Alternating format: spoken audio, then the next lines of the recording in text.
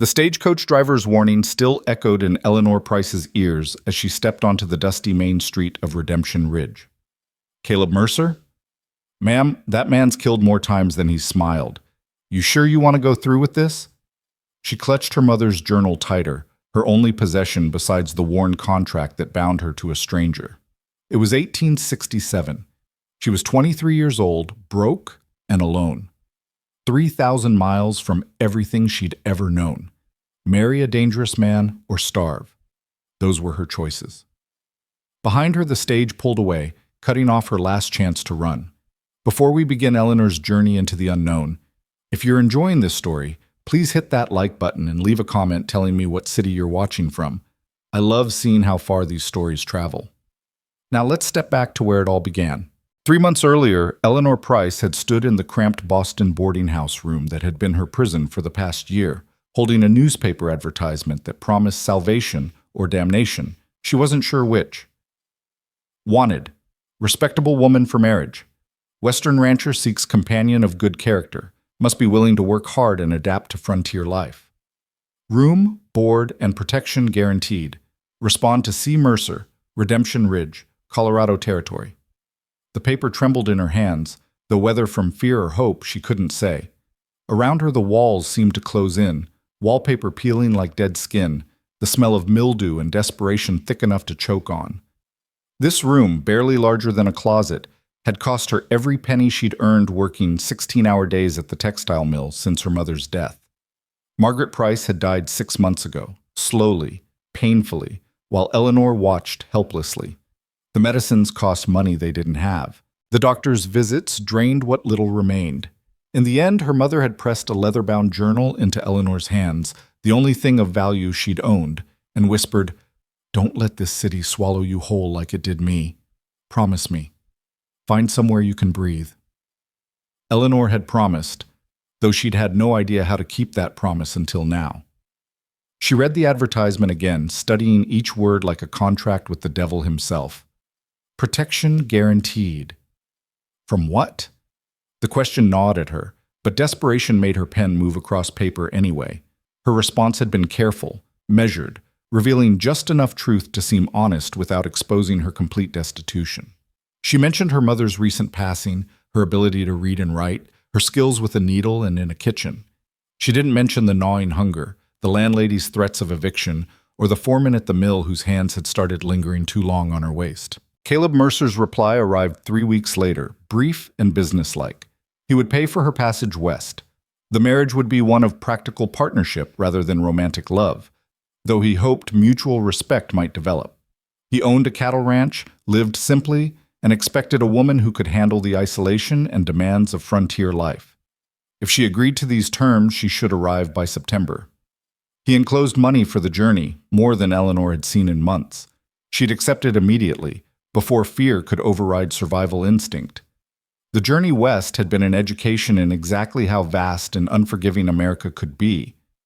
Eleanor had traveled by train through landscapes that made her feel impossibly small.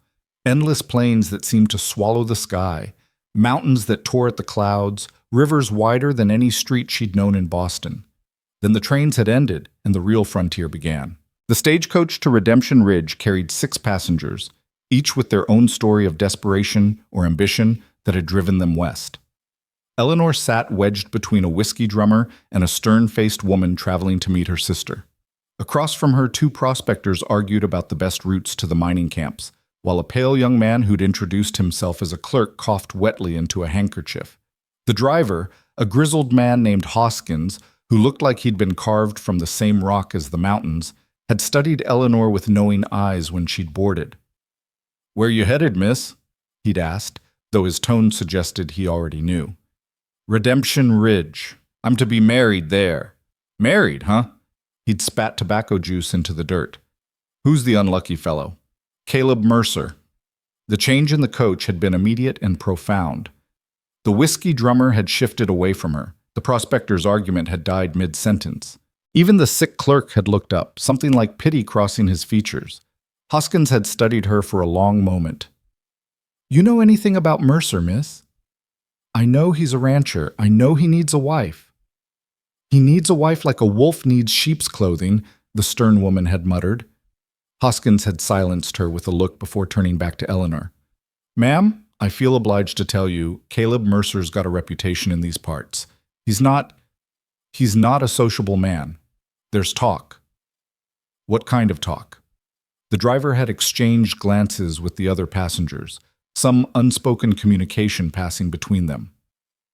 The killing kind. Eleanor's blood had gone cold, but she'd forced her voice to remain steady. The war ended 2 years ago. Lots of men killed during the war. Yes, ma'am, they did. But the war's over, and Mercer, well, let's just say trouble follows him like flies follow a carcass. Last year, 3 men tried to jump his claim. He buried all 3. The year before that, he shot a card cheat in the Redemption Saloon. Man was cheating, sure enough, but Mercer didn't give him a chance to reach for his gun. Just put a bullet through his hand and another through his knee. Told him to crawl back to whatever hole he'd crawled out of. If the man was cheating, I'm not saying Mercer was wrong, miss. I'm saying he's dangerous.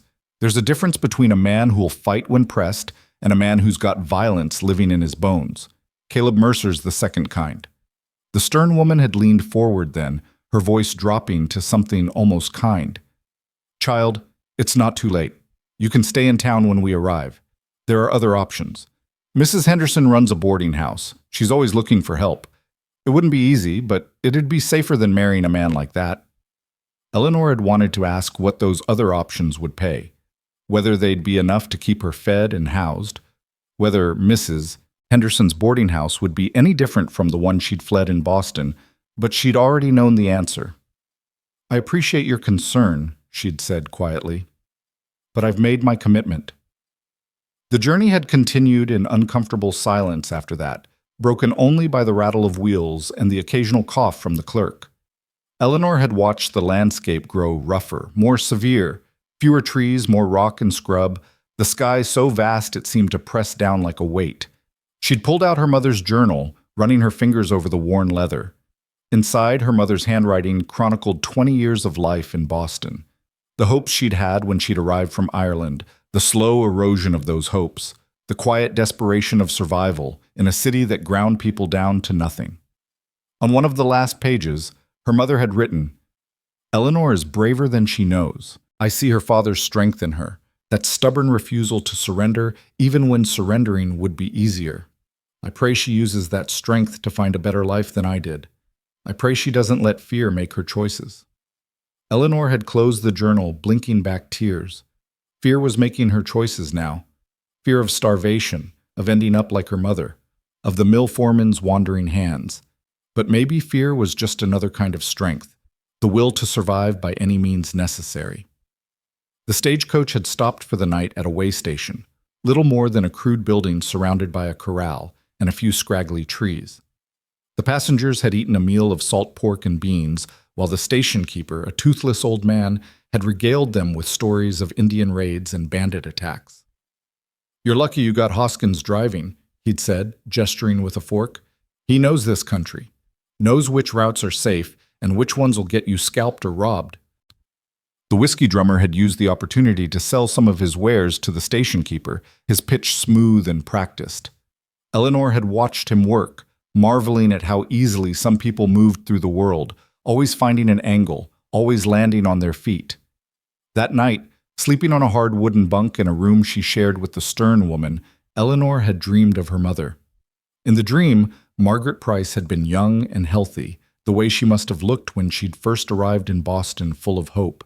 She'd smiled at Eleanor and said, "Sometimes the only way forward is through fear, not around it." Eleanor had woken before dawn, those words still echoing in her mind. The final day of travel had been the longest. The coach climbed into rougher country, following a road that was barely more than ruts carved into rock. Twice they'd had to stop while Hoskins and the prospectors cleared fallen rocks from the path. The air grew thinner, colder, carrying the scent of pine and something wild that Eleanor couldn't name. As the sun began its descent toward the mountains, Redemption Ridge finally appeared, a collection of wooden buildings huddled in a valley like survivors of a shipwreck. From a distance, it looked both more and less than Eleanor had imagined. More real, certainly. She could see smoke rising from chimneys, horses tied to hitching posts, the shapes of people moving through the streets. but less substantial too, as though a strong wind might scatter it all like leaves. "Welcome to the end of the earth," Hoskins had announced as the coach began its descent. "Such as it is." The stern woman had touched Eleanor's hand. "It's not too late," she'd said one final time. But it was. Eleanor knew that as surely as she knew her own name. The moment she'd spent Caleb Mercer's money to travel west, she'd committed herself. To turn back now would be both impossible and unthinkable. The coach had rattled into town just as the sun touched the mountain peaks, painting everything in shades of gold and amber. Eleanor had her first real look at the place that was to be her home. A main street of packed dirt, buildings that looked like they'd been thrown together in a hurry and might fall apart just as quickly. Men in dusty clothes and women in faded dresses. It looked nothing like Boston. It looked exactly like the fresh start she'd been desperate for. The coach had lurched to a stop in front of a building with a hand-painted sign reading General Store and Post Office. Hoskins had climbed down and opened the door, offering Eleanor his hand.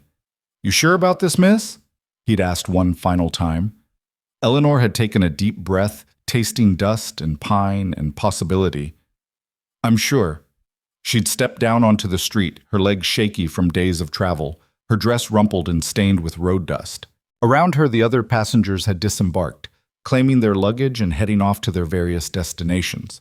The stern woman had given Eleanor one last pitying look before hurrying away. Eleanor had stood alone on the street, clutching her single small trunk and her mother's journal, scanning the faces of the men gathered near the coach.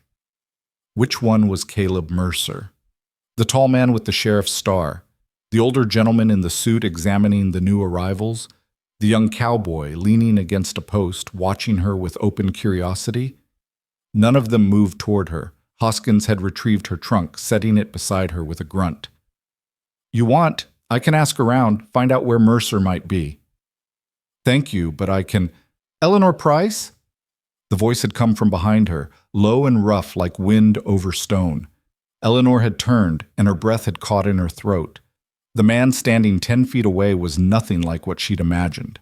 Tall, well over 6 feet, with shoulders broad enough to block the fading sunlight. He wore dark pants, a shirt that might have been blue once but had faded to something closer to gray, and a leather vest that had seen hard use. A gun belt sat low on his hips, the holster worn smooth in a way that spoke of frequent use. But it was his face that held her attention. Weathered, hard, with a jaw that looked carved from granite, and eyes that were an unsettling shade of pale blue. Like ice, Eleanor thought, or a winter sky just before a storm. A scar ran from his left eyebrow to his cheekbone, thin and white against his sun-darkened skin. His hair was dark brown, touched with gray at the temples, despite him looking only in his mid-30s. This was a man who'd seen violence and dealt it out in return. This was the kind of man mothers warned their daughters about. This was Caleb Mercer. "I'm Eleanor Price," she'd managed, proud that her voice barely trembled. He'd studied her for a long moment, those cold eyes taking in every detail. Her worn dress, her nervous hands clutching the journal, the fear she was trying so hard to hide. When he finally spoke again, his voice was flat, almost emotionless. "The stage is running late. I expected you an hour ago." Not welcome or "I'm pleased to meet you," or even a simple greeting, just a statement of fact, delivered without warmth. "The road was rough," Eleanor had said. "We had to stop to clear rocks." He'd nodded once, a sharp, economical movement. "We should go. It's an hour's ride to the ranch, and I don't like traveling these roads after dark." He'd reached for her trunk, lifting it with an ease that suggested it weighed nothing, and carried it to a wagon waiting nearby. The horses hitched to it were large, sturdy animals that watched Eleanor with the same wary assessment as their owner. Eleanor had hesitated, her feet refusing to move. This was it, the moment of choice. She could still refuse, could still turn to Hoskins and beg for help finding that boarding house the woman had mentioned. She could still run. But run where? Back to Boston and the mill and the landlady's threats? Back to the foreman's wandering hands and the slow starvation of city poverty? No. Forward was the only direction left. She'd walked to the wagon, and Caleb Mercer had offered his hand to help her up. His grip was strong, calloused, impersonal. He might as well have been helping a stranger onto a train. Once she was seated, he'd climbed up beside her, taken the reins, and clicked his tongue at the horses. They'd pulled out of town without another word. The ride to the ranch had been conducted in nearly complete silence. Caleb had focused on the road, little more than a track through increasingly wild country, while Eleanor had tried not to stare at the man who was to be her husband. Husband. The word felt foreign in her mind, connected to a stranger who sat beside her radiating the kind of self-contained isolation usually found in wild animals. He hadn't looked at her once since they'd left town, hadn't attempted conversation, hadn't done anything to ease the tension that sat between them like a living thing. Finally, desperate to fill the silence with something, Eleanor had spoken. The town seems prosperous. It's getting there. Gold rush brought people. Cattle industry keeps them. How long have you been here? 7 years. And your ranch will be there soon. The words were clipped, final, closing off further questions. Eleanor had lapsed back into silence, watching the landscape grow wilder as they climbed into hill country. The sun disappeared behind the mountains, and shadows stretched long across the trail. The temperature dropped sharply, and Eleanor had pulled her thin shawl tighter, shivering. Without a word, Caleb had reached behind the seat and produced a heavy blanket, handing it to her. The gesture might have been kind if it hadn't felt so perfunctory, like tending to livestock. "Thank you," Eleanor had murmured. He'd nodded once and returned his attention to the road. As darkness gathered, Eleanor had found herself studying him in sidelong glances, trying to reconcile the man beside her with the warnings she'd received. He was certainly intimidating, that much was clear. Everything about him spoke of a man who'd learned to survive in hard country, who'd shed anything soft or unnecessary until only the essential remained. But dangerous? Violent? She'd wanted to ask him directly, to demand the truth about the stories she'd heard. But the words had stuck in her throat, because part of her was terrified of what he might say. Better to live in uncertain fear than confirmed terror. The ranch, when it finally appeared, had been both a relief and a new source of anxiety. Set in a small valley surrounded by pine-covered hills, it consisted of a main house, a barn, a corral, and several outbuildings. Even in the gathering darkness, Eleanor could see it was a working ranch, practical and well-maintained. Lights glowed in the windows of the main house, warm and welcoming. Caleb had pulled the wagon up to the house and climbed down, then reached up to help Eleanor. His hands had circled her waist, lifting her down easily, and for a moment they'd stood close enough that she could see the fine lines around his eyes, could smell leather and sage, and something else distinctly masculine. Then he'd stepped back, the moment broken. "I'll show you inside," he'd said. "We can talk about the arrangement." The arrangement. Not their marriage, not their future together. The arrangement. Like a business contract, which Eleanor supposed it was. She'd followed him into the house, her heart pounding so hard she was certain he could hear it. The interior was Spartan, but clean. A main room with a stone fireplace, a table, a few chairs. Doors led off to what Eleanor assumed were bedrooms and a kitchen. Everything was functional, built for use rather than beauty. No curtains on the windows, no rugs on the floor, no decoration of any kind. It looked exactly like the home of a man who lived alone and intended to keep it that way. Caleb had gestured to a chair. "Sit. I'll make coffee." He disappeared into the kitchen while Eleanor had perched on the edge of the chair, looking around this place that was supposed to become her home. On the mantel above the fireplace, she'd noticed a single photograph, a woman and a young boy, both smiling. She'd wanted to ask about it, but had bitten back the question. Caleb had returned with 2 tin cups of coffee, strong and black. He'd handed her one and taken a seat across the table, putting distance between them. "We should discuss expectations," he'd said without preamble. "This is a working ranch. I run cattle, grow what crops this land will support, and do contract work for the army when needed. It's not easy living, and I can't promise it'll get easier." "I understand." "I don't think you do, but you will soon enough." He'd taken a sip of coffee, his eyes never leaving her face. "I need someone who can manage a household, who can handle herself when I'm away, who won't fall apart when things get hard. Can you do that?" Eleanor had lifted her chin. "I managed a household in Boston after my mother became ill. I worked in a textile mill 16 hours a day, 6 days a week. I traveled 3,000 miles alone to get here. I don't fall apart easily, Mr. Mercer." Something that might have been approval had flickered in his eyes. Good. You'll need that stubbornness out here. The advertisement said room, board, and protection. I'd like to understand what that means. It means you'll have a place to sleep, food to eat, and my name to shield you from men who might think a woman alone is fair game. This is rough country, Miss Price. A woman without a man's protection is vulnerable in ways you can't imagine. And what do you expect in return? The question had hung in the air between them, heavy with implications neither wanted to voice directly. Caleb had set down his coffee cup carefully. I expect you to manage this household, to handle things when I'm not here, to not ask questions about my past or my business. What I don't expect, he'd paused, choosing words carefully, is a conventional marriage. You'll have your own room, your privacy will be respected. This is a partnership of necessity, not anything else. Eleanor had felt something loosen in her chest, relief mixed with an emotion she couldn't quite name. I see. There's one more thing you need to understand. His voice had hardened, and those ice-blue eyes had fixed on her with an intensity that made her want to look away. You've probably heard stories about me. Some of them are true. I've killed men, Miss Price. I won't apologize for that or explain it. I protect what's mine, and I don't hesitate when threatened. If that frightens you, you should say so now. This was the moment. Eleanor had known she should be terrified, should demand he take her back to town immediately. But she'd looked at this hard, dangerous man and remembered her mother's words. Sometimes the only way forward is through fear, not around it. Does that mean you'll protect me? She'd asked quietly. He'd blinked, clearly not expecting that question. Yes? From anyone who would threaten me or harm me? Yes. Then I'm not frightened, Mr. Mercer. I'm grateful.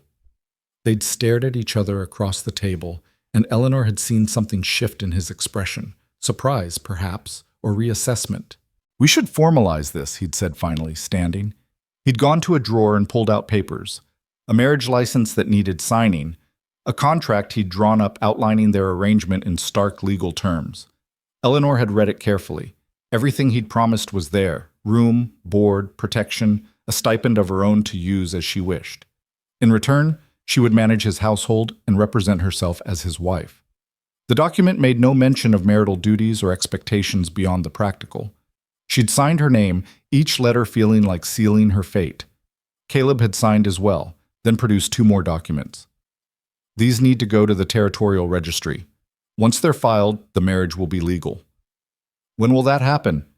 I'll ride to town tomorrow. We'll be officially married by week's end. Such a strange, cold way to speak of marriage. But then, this was a strange, cold arrangement. Caleb had shown her to a small bedroom, clean, furnished with a bed, dresser, and washstand, but as impersonal as everything else in the house. This is yours, he'd said. I'm across the hall if you need anything. Then he'd left her alone. Eleanor had sat on the edge of the bed, looking around this room that was now hers, in a house that was now her home, bound to a man who was now her husband in everything but the most intimate sense. She should have felt relief. Instead, she'd felt only a strange numbness, as though she'd traded one prison for another, a larger one, certainly, with better bars, but a prison nonetheless. From her trunk, she'd pulled out her mother's journal, opening it to that final entry. Eleanor is braver than she knows. Was this bravery, or just another form of surrender? She hadn't known then. Sitting in that small bedroom on her first night in Caleb Mercer's house, listening to him move around in the room across the hall, Eleanor had wondered if she'd ever know. Had she chosen survival, or had survival chosen her? Was there even a difference?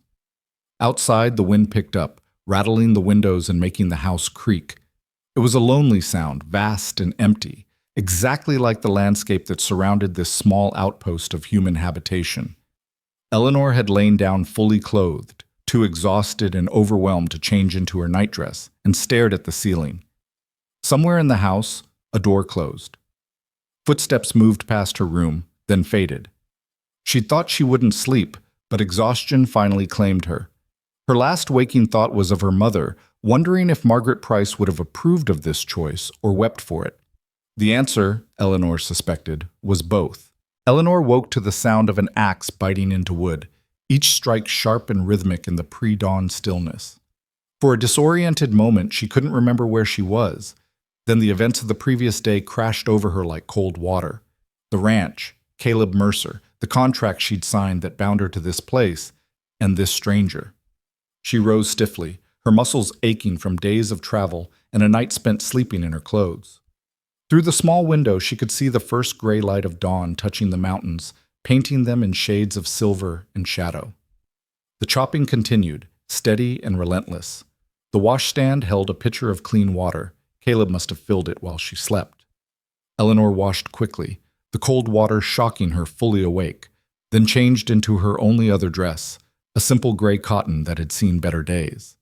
She braided her dark hair, pinned it up, and studied herself in the small mirror above the dresser. She looked pale, frightened, young, 23 years old and already feeling ancient, worn down by loss and desperation. Her mother's green eyes stared back at her from her own face, and Eleanor wondered again if Margaret Price would have approved of this choice. The house was quiet when she emerged from her room. Through the front window, she could see Caleb in the yard, splitting logs with methodical precision. He'd removed his shirt despite the morning chill, and Eleanor found herself transfixed by the play of muscles across his back and shoulders, the way his body moved with the kind of efficient grace that came from years of hard labor. Scars crisscrossed his skin, some thin and white, others darker, puckered, telling stories of violence survived. He was, she realized with a start, a beautiful man in the way wild things were beautiful, dangerous and compelling and utterly untamed. As though sensing her gaze, Caleb turned. Their eyes met through the window, and Eleanor felt heat rise to her cheeks at being caught watching him. He studied her for a moment, his expression unreadable, then drove the axe into the chopping block and reached for his shirt. By the time he entered the house, Eleanor had retreated to the kitchen, desperate for something to occupy her hands and mind. The room was as Spartan as the rest of the house, a wood stove, a few shelves holding basic supplies, a table scarred from use. She found coffee and set about making a pot, grateful for the familiar task. Caleb appeared in the doorway, now fully dressed, his hair damp as though he'd dunked his head in the water trough. "You didn't need to do that." "I don't mind. I'm accustomed to rising early." Eleanor kept her voice steady, professional, as though this were a normal household arrangement and not the strangest situation she'd ever found herself in. He crossed to a cabinet and pulled out a frying pan. "Can you cook?" "Yes. Nothing fancy, but I can manage basic meals." "Good. I can cook enough to keep from starving, but I won't pretend to have any skill at it." He set the pan on the stove, then retrieved eggs and bacon from the cold box. "I'll show you where everything is, how things work around here. Then I need to ride out to check the herd." They worked in awkward silence, preparing breakfast together in the small kitchen. Eleanor found herself hyper-aware of his presence, the way he moved, the rough texture of his voice when he spoke, the careful distance he maintained between them. He was trying, she realized, to put her at ease, though his methods were as rough and unpracticed as everything else about him. When they sat down to eat, Caleb outlined her days with the same methodical precision he'd applied to splitting wood. The chickens needed tending, the garden required watering, the house needed managing. There was a root cellar stocked with supplies, a smokehouse for preserving meat, a spring house that kept things cool. He would handle the heavy labor, the cattle, the horses, repairs and maintenance, but the domestic sphere would be her domain. "I'm usually gone from dawn until dusk," he said, sopping up egg yolk with a piece of bread. "Sometimes longer if I'm working the far pastures or dealing with the cattle. You'll be alone most days." "I'm not afraid of solitude, Mr. Mercer." "Caleb." The correction was quiet but firm. "If we're going to live as husband and wife, even in name only, we should use given names." "Caleb, then." The name felt strange on her tongue, too intimate for someone who was still essentially a stranger. "And you should call me Eleanor." He nodded, a flash of something, approval perhaps, crossing his face. "There's a rifle above the mantel. Do you know how to shoot?" The question caught her off guard. "No." "I'll teach you. Out here, everyone needs to know how to defend themselves." He stood, gathering the plates. "Bears sometimes come down from the mountains.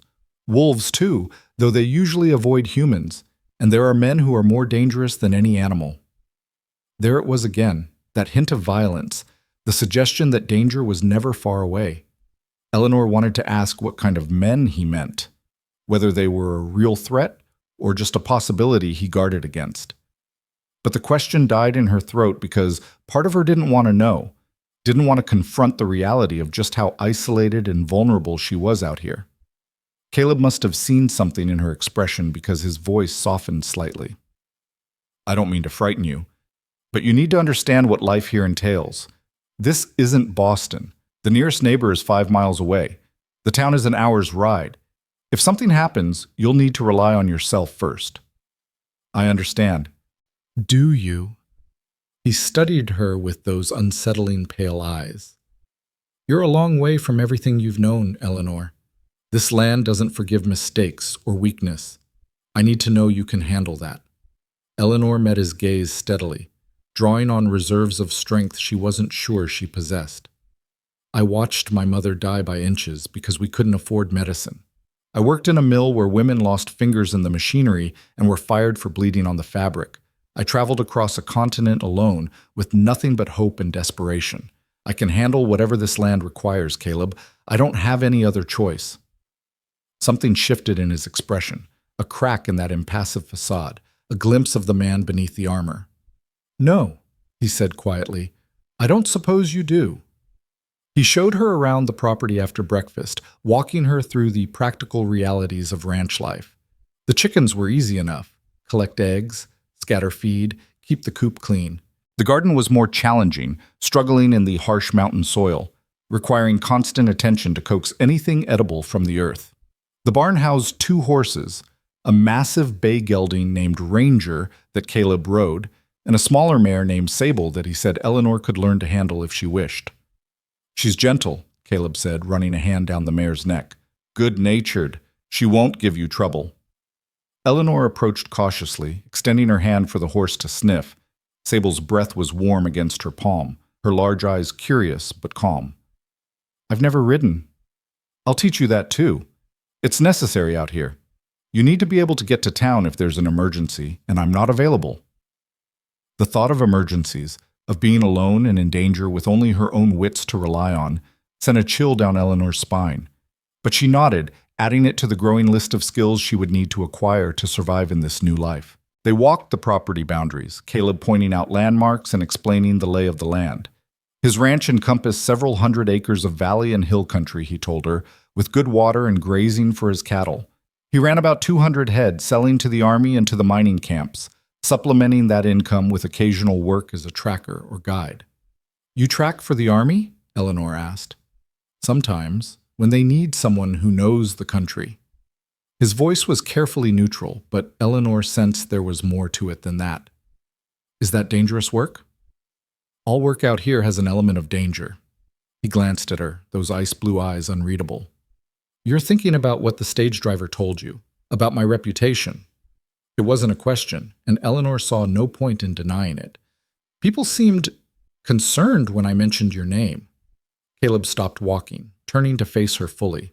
Around them, the morning was crisp and clear, the mountains standing sentinel against a sky so blue it hurt to look at. I told you last night, some of those stories are true. I've killed men. I won't apologize for it or dress it up pretty for your comfort. I'm not asking you to apologize. I'm trying to understand what kind of man I've bound myself to. A careful one. A prepared one. His jaw tightened. During the war, I learned that hesitation gets you killed, that mercy is a luxury you can't afford when survival is at stake. I came out here to leave that behind, to build something instead of just destroying. But the lesson stayed with me. I protect what's mine, Eleanor. Always. And I don't give second chances to people who prove themselves threats. Eleanor absorbed this, trying to reconcile the controlled, methodical man before her with the violence he described so matter-of-factly. The men you killed, were they threatening you? Every one of them. Reed Callahan and his brothers tried to run me off my land, said I had no right to claim it. I gave them chances to walk away. They didn't take them. His voice was flat, emotionless, recounting facts rather than defending actions. The card cheat in town pulled a derringer on me when I called him out. I was faster. And the 3 who jumped my claim last year came armed in the night, planning to kill me in my sleep. I heard them coming. And the sheriff knows I acted in self-defense every time. I don't seek out violence, Eleanor, but I don't run from it either." They stood in silence, the weight of his words settling between them. Eleanor tried to imagine what it must be like to live with such constant vigilance, to see threats in every shadow, to know that survival depended on being faster, harder, more willing to do violence than your enemies. "You said you protect what's yours," she said finally. "Does that include me now?" Caleb's expression softened almost imperceptibly. "Yes. From the moment you signed that contract, you became my responsibility. Anyone who tries to harm you will answer to me." There was a promise in those words, dark and absolute. Eleanor should have been frightened by it, by the casual certainty with which he spoke of violence. Instead, she felt something unexpected, safety perhaps, or the beginning of it. For the first time in longer than she could remember, someone was standing between her and the world's dangers. "I should get to work," Caleb said, breaking the moment. "There's meat in the smokehouse, vegetables in the root cellar. Fix whatever you like for supper. I'll be back before dark." He retrieved Ranger from the barn, swinging into the saddle with practiced ease, and rode out without looking back. Eleanor watched him go, the stranger who was now her husband, and wondered if she would ever truly understand him. The days developed a rhythm quickly. Eleanor rose with the sun, tended to her domestic tasks, and tried not to count the hours until Caleb returned. He was gone most of each day, returning tired and dusty as evening fell. They ate together in near silence, exchanged basic information about their respective days, then retreated to their separate rooms.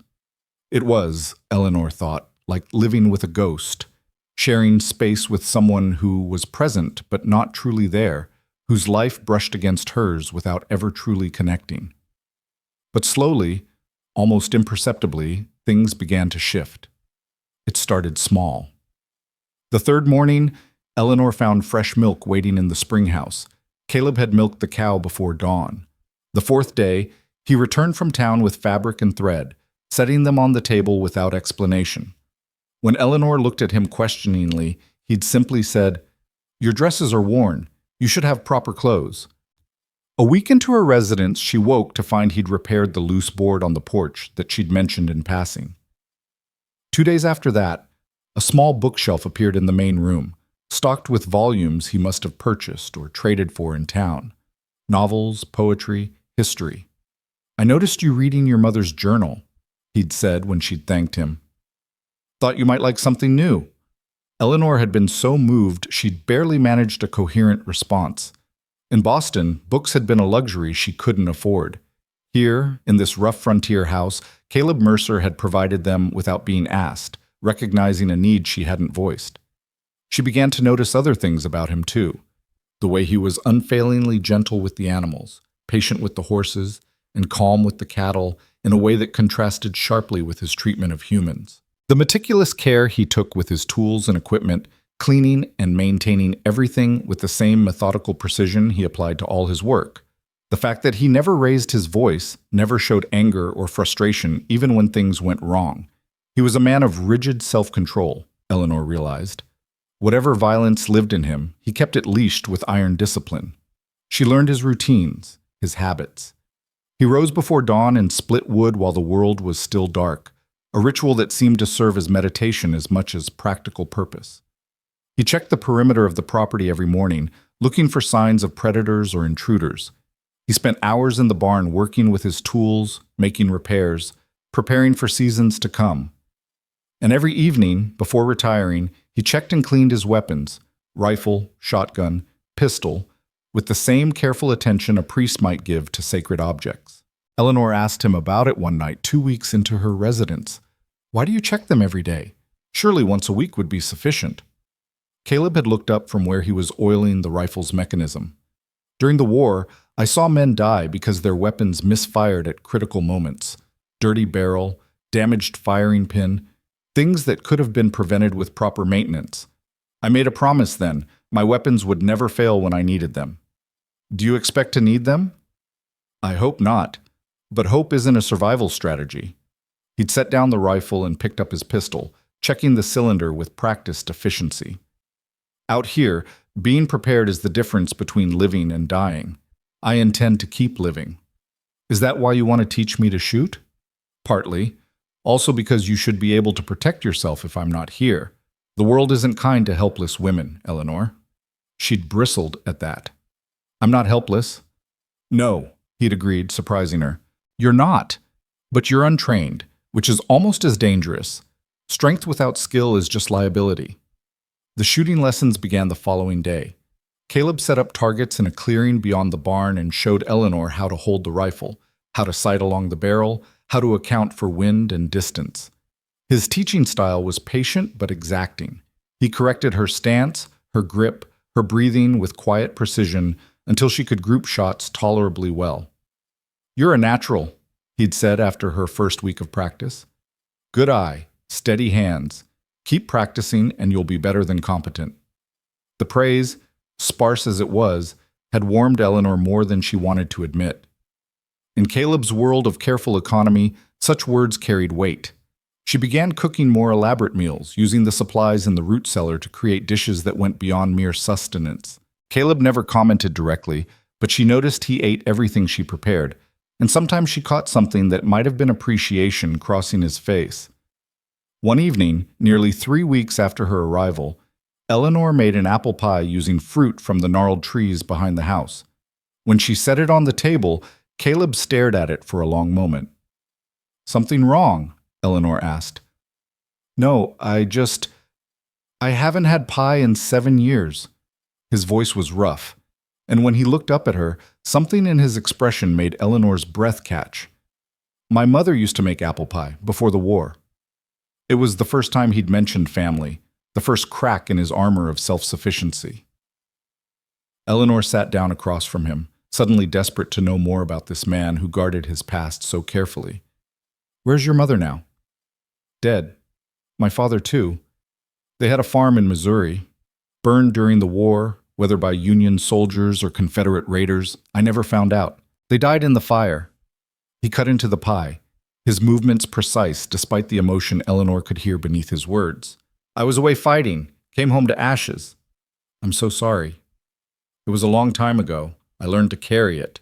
He took a bite of pie, and Eleanor saw his throat work as he swallowed. This is good. Better than I remember. They ate in silence, but it felt different now. Less isolating, more companionable. Eleanor ventured another question, emboldened by this glimpse of the man beneath the armor. The photograph on the mantel, is that your family? Caleb's fork stilled. For a moment, Eleanor thought she'd overstepped, that he would shut down again. But then he spoke, his voice barely above a whisper. My sister, Mary, and her son, Daniel. They lived in Kansas. Cholera took them both 4 years ago. The grief in those simple words was staggering.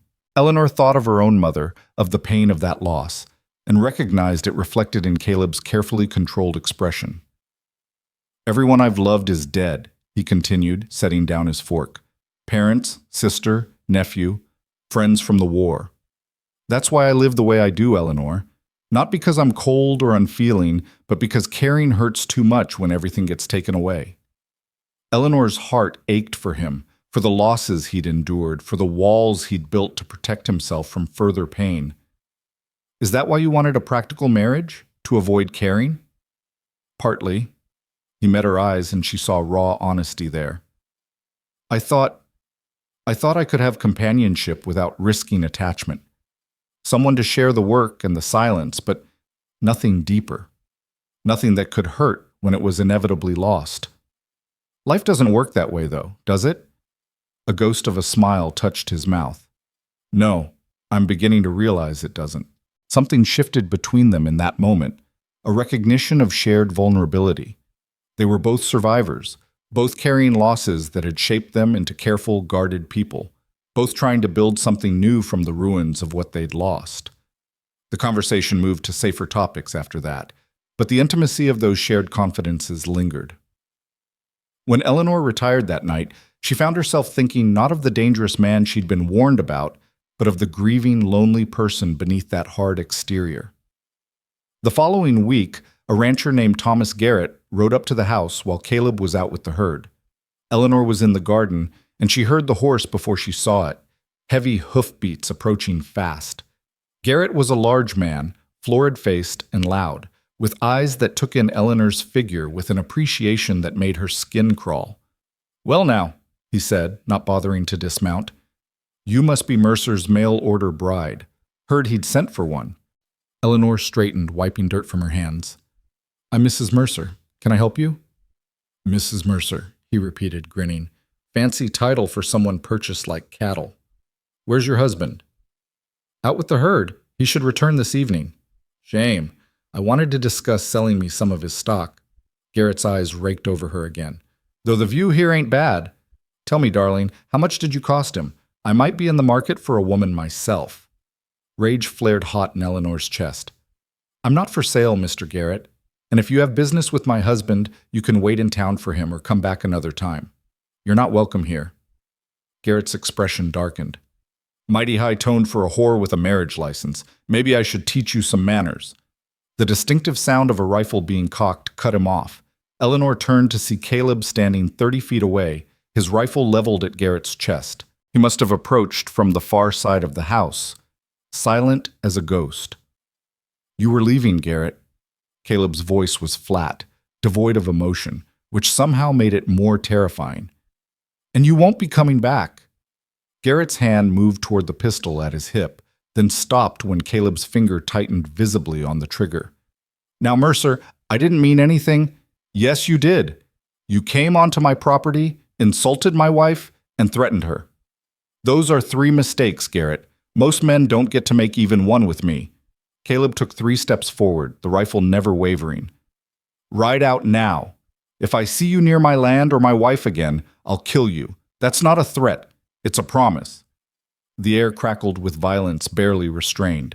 Eleanor could see the calculation in Garrett's eyes, weighing his pride against his survival. Survival won. "This ain't over, Mercer," Garrett said, trying to salvage some dignity as he wheeled his horse around. "Yes, it is. Yes, it—" Caleb's voice followed him as he rode away. "Touch what's mine and you die. Spread that message to anyone else who might be confused about it." They watched until Garrett disappeared over the ridge. Then Caleb finally lowered the rifle. His hands, Eleanor noticed, were perfectly steady, no tremor, no sign of the adrenaline that was making her own limbs shake. "Are you all right?" he asked, turning to her. "Yes. He was crude and insulting, but he didn't touch me." He was thinking about it. I could see it in his eyes. Caleb's jaw tightened. "He won't be back, but there may be others. Word's gotten around that I have a wife now. Some men will see that as opportunity." "Opportunity for what?" "To test me, to see if marriage has made me soft." His eyes met hers, and Eleanor saw cold fury there, banked but burning. "To try to take what's mine."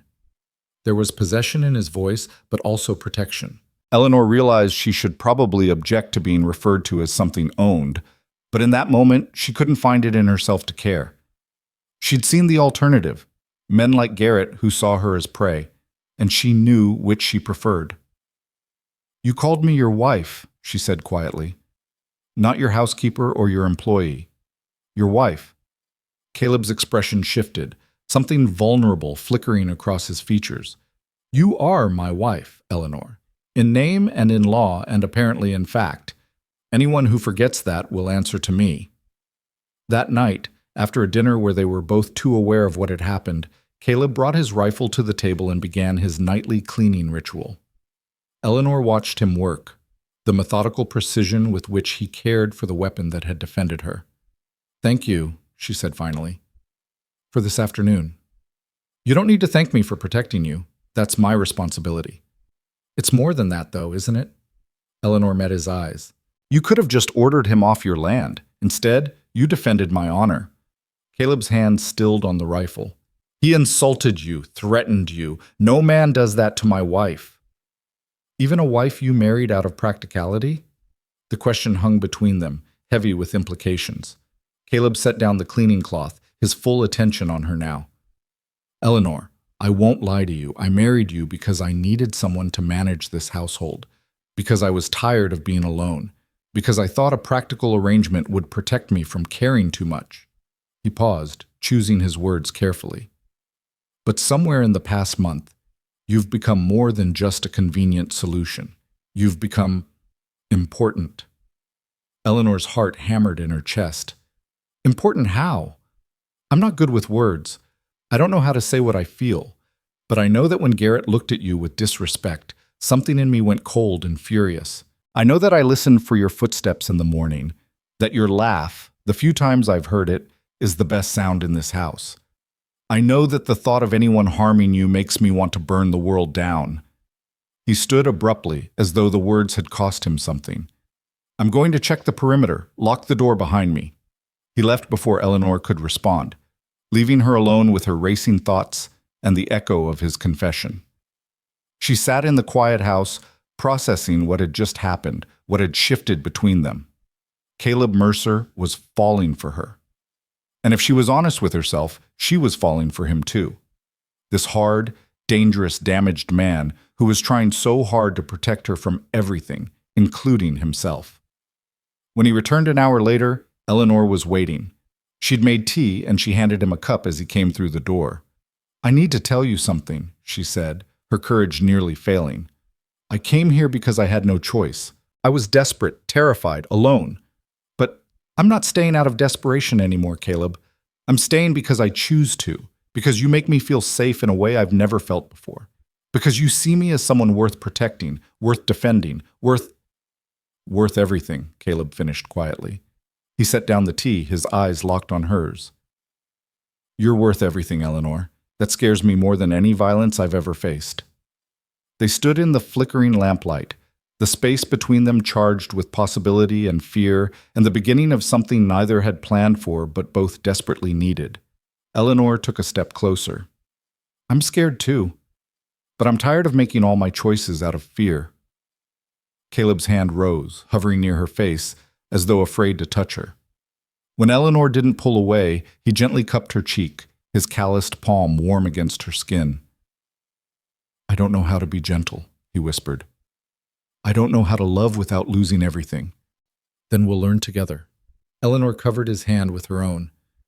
We've both lost so much, Caleb. Maybe it's time we tried to build something instead. He pulled her into his arms then, holding her with a fierce tenderness that made Eleanor's eyes sting with tears.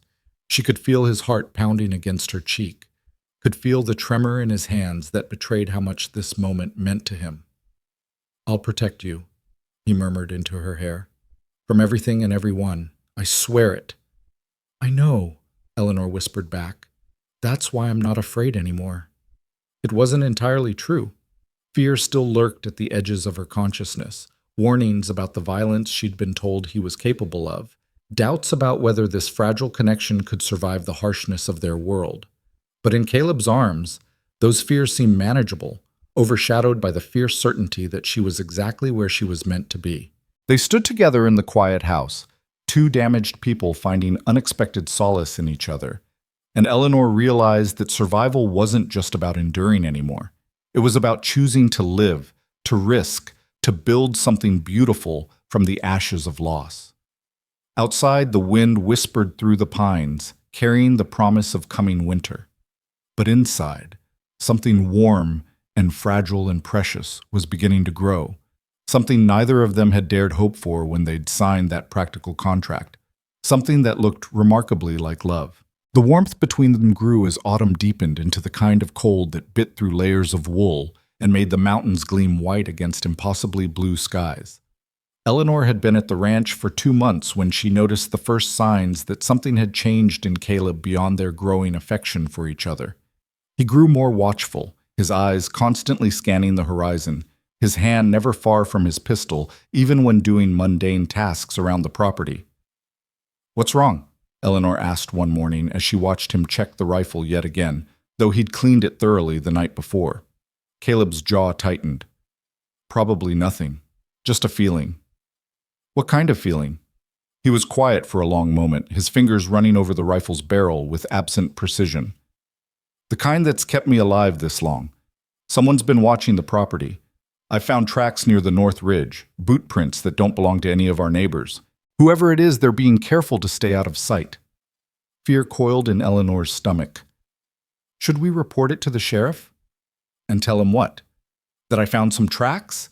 He'd say, it's hunters passing through. Tell me not to worry. Caleb set the rifle aside, his pale eyes meeting hers. I'm not worried, Eleanor. I'm prepared. There's a difference.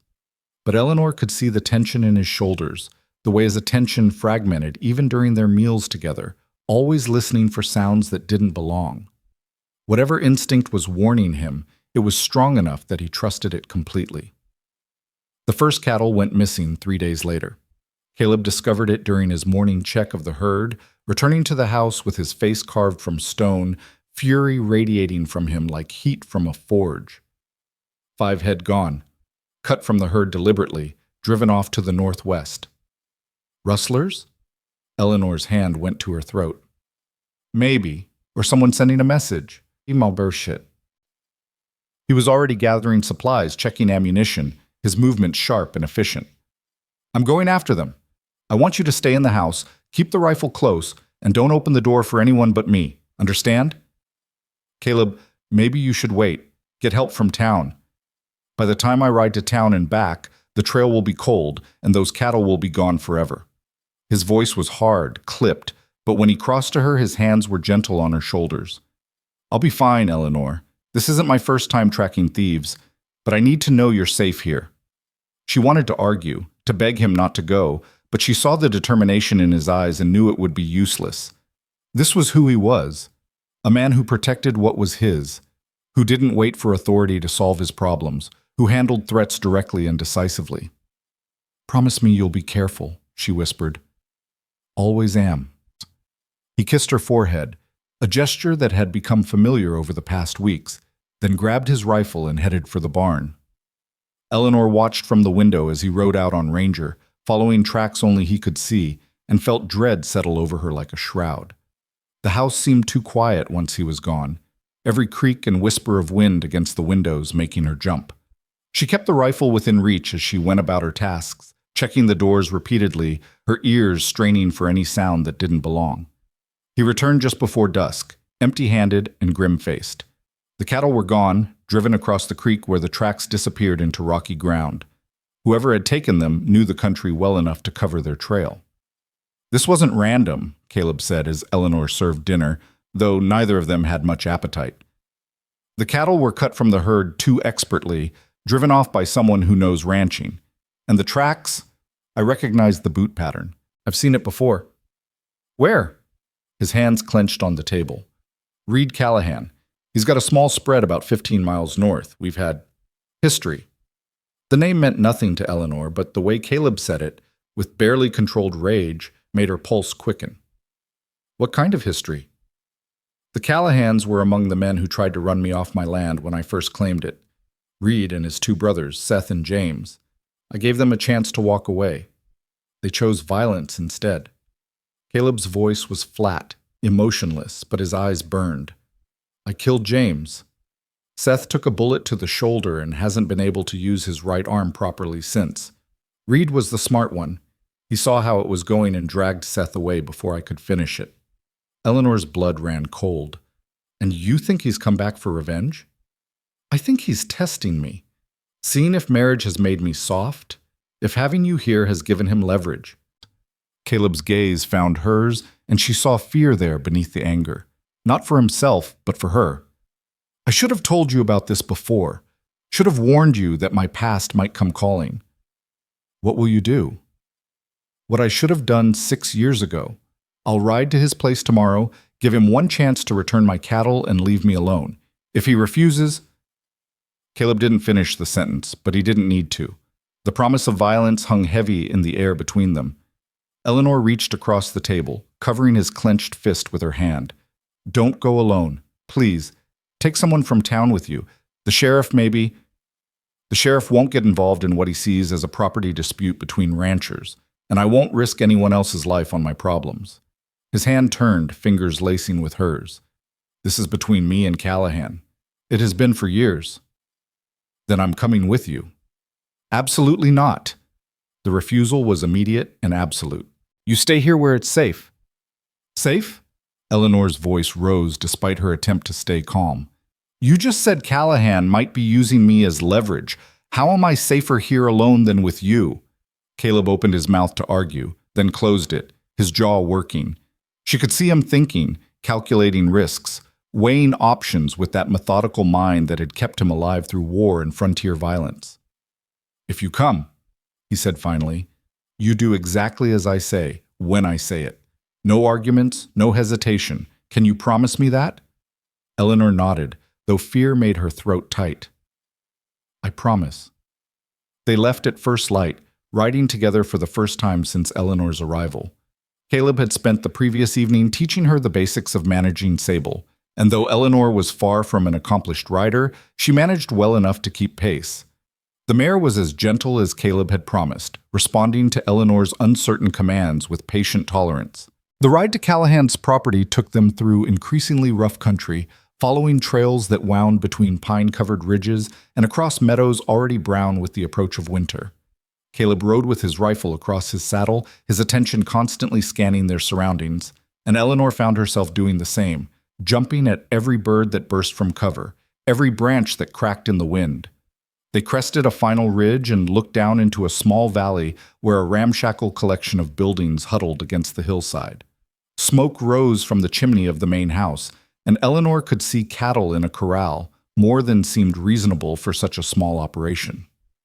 There, Caleb said quietly, pointing. See those 5 in the near corner? Those are mine. I can tell by the brands even from here. What do? We ride down, I confront Callahan, and we see if he's smart enough to make this easy. But the tension in Caleb's voice suggested he didn't expect easy.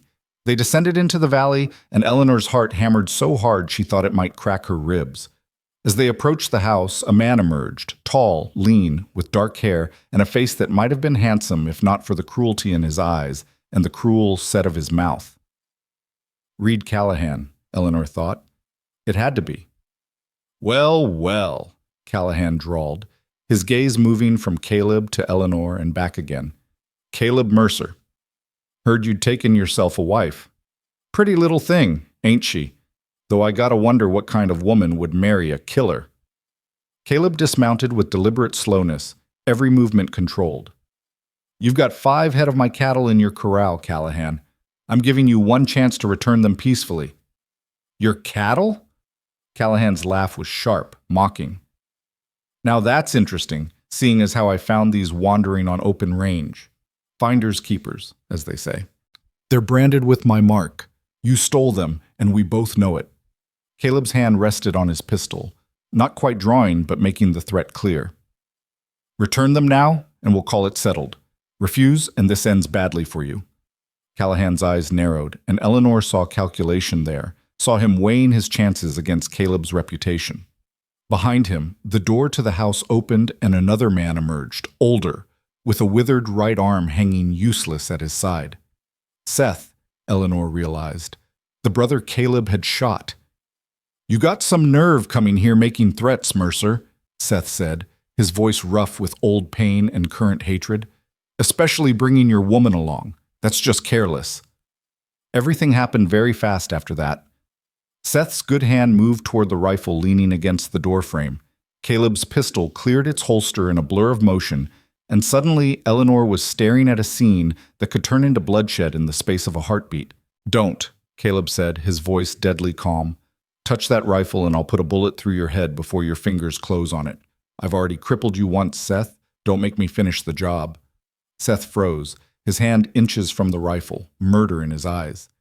Reed Callahan held up his hands in a gesture of peace that fooled no one. Now, let's all stay calm here. No need for anyone to get shot today. You want your cattle back, Mercer? Fine. Consider it a gift to celebrate your marriage. Seth, help drive those 5 head out of the corral. Reed, you can't just... Seth started. Do it. Reed's voice hardened. We'll settle this another way. Another time. The words sent ice down Eleanor's spine. This wasn't over. Callahan was simply choosing not to fight today, biding his time, planning something worse. Seth shambled toward the corral, shooting venomous looks at Caleb, while Reed kept talking, his voice smooth and dangerous. You know, Mercer, I gotta admire your stones, bringing your pretty wife out here. Shows you trust her to handle herself in rough company. Or maybe you're just using her as bait, seeing if I'll take a swing at you. Eleanor, stay on the horse, Caleb said quietly, his pistol still trained on Reed. Don't dismount. Don't speak. Just watch Seth with the cattle. Eleanor nodded, her hands tight on Sable's reins. She could feel the violence crackling in the air, thick as summer lightning, ready to break at any moment. Seth drove the 5 cattle out of the corral and toward them, his movements awkward and angry. As they passed, Caleb verified each brand, his attention never wavering from Reed. Satisfied? Reed asked. Got your property back. Now maybe you'll ride out and leave us in peace. This doesn't end here, Callahan. We both know it. Caleb's voice was soft, almost gentle, which somehow made it more terrifying. Whatever you're planning, whatever revenge you think you're owed, I'm telling you now, leave it alone. Take what's left of your pride and move on. Or what? You'll kill me like you killed James? Reed's mask of civility cracked, showing the hatred beneath. You took my brother from me, Mercer. You crippled Seth. You think I'm just going to forget that? Your brother drew on me first. Seth came at me armed and violent. I defended myself and my claim. Any man would have done the same. Caleb's finger tightened on the trigger. But I'm not here to relitigate the past. I'm here to make sure you understand the present. You leave me and mine alone, or the next time we meet, I won't give you a chance to surrender. For a long moment, the two men stared at each other, and Eleanor could see the years of bad blood between them, the violence that had shaped their relationship, the certainty on both sides that this feud would only end when one of them was dead. Finally, Reed smiled, a cold, cruel expression that made Eleanor's skin crawl. You know what I think, Mercer? I think that pretty wife of yours is your weakness now. I think you're not quite as willing to burn the world down when you've got something soft and breakable to protect. Caleb's gun hand never wavered, but Eleanor saw the muscle jump in his jaw. You threaten her, and I'll hunt you through hell itself, Callahan. There won't be a hole deep enough for you to hide in. Wasn't a threat, just an observation. Reed's eyes slid to Eleanor, cold and assessing. Ma'am, you might want to think about whether you've hitched yourself to the right man. Mercer here has a habit of getting people killed. Let's go, Caleb said to Eleanor, his voice tight with controlled fury. Drive the cattle ahead of us, nice and slow. Eleanor urged Sable forward, pushing the 5 head ahead of her while her heart raced and her hands shook on the reins. Behind her, she could hear Caleb backing Ranger away, could feel the weight of Reed and Seth Callahan's hatred following them like a physical force. They made it to the ridge before Eleanor allowed herself to look back. The Callahan brothers stood in front of their house, watching them go, and even from a distance, Eleanor could feel the menace radiating from them. He's going to come after us, she said quietly. I know. Caleb's voice was grim. Reed's been planning revenge for 6 years. Today just gave him more reason to follow through. The ride home was tense and silent, both of them watching their back trail, both expecting violence to erupt at any moment. By the time they reached the ranch, Eleanor's nerves were frayed to breaking, and she practically fell from Sable's saddle, her legs trembling. Caleb caught her, steadying her with hands that were surprisingly gentle, given the violence that had just been narrowly avoided. You did well, he said. Stayed calm, followed orders, didn't panic. I'm proud of you. The praise warmed her, but it couldn't quite dispel the cold knot of fear in her stomach. What happens now? Now we prepare. I reinforce the doors and windows, we keep weapons close, and we stay alert. He helped her toward the house, his eyes still scanning the horizon. Callahan will come eventually, men like him always do, but he'll choose his moment carefully, wait until he thinks he has an advantage. The days that followed were marked by a tension that never quite broke. Caleb worked around the property with renewed urgency, strengthening defenses, checking sightlines, making sure they had escape routes if needed. He taught Eleanor to shoot with deadly seriousness now, no longer patient instruction but urgent drilling, making her practice until she could hit targets consistently, even with her hands shaking. If they come, he told her one evening as they sat cleaning weapons together, and I go down, you take Sable and ride for town. Don't stop, don't look back, don't try to help me, just run. Promise me. Eleanor's throat tightened. Caleb, promise me, Eleanor. His hands covered hers, his eyes fierce. I can face anything as long as I know you'll survive. But if you stay and something happens to you because of me, because of my past. He couldn't finish the sentence, but she saw the fear in his face, the terror that his violence had finally found a target he couldn't bear to lose. I promise, she whispered, though the thought of leaving him to die made her feel sick. That night, lying in her bed across the hall from Caleb's room, Eleanor couldn't sleep. Every sound seemed amplified, the wind, the settling of the house, the distant cry of a wolf. She thought about the life she'd fled in Boston, about the desperation that had driven her west, about the strange, fierce man who'd become the center of her world. She thought about Reed Callahan's cold eyes and his promise of revenge, and she thought about the tiny, terrifying secret she'd been carrying for the past 2 weeks, the one she hadn't yet found the courage to tell Caleb. She was pregnant. The realization had come slowly, missed monthly courses, morning queasiness, a tenderness in her breasts. Eleanor had tried to deny it at first, but the signs were unmistakable. She was carrying Caleb's child, conceived during one of the nights after they'd stopped sleeping in separate rooms, when their practical marriage had transformed into something real and consuming. She should have told him immediately, but the words stuck in her throat every time she tried, because she knew what it would mean to him. Another person to protect, another vulnerability his enemies could exploit, another potential loss to add to the grief that already haunted him. Now, with Callahan's threat hanging over them like a blade, Eleanor knew she couldn't keep the secret any longer. Caleb needed to know, needed to be able to make his decisions with full knowledge of what was at stake.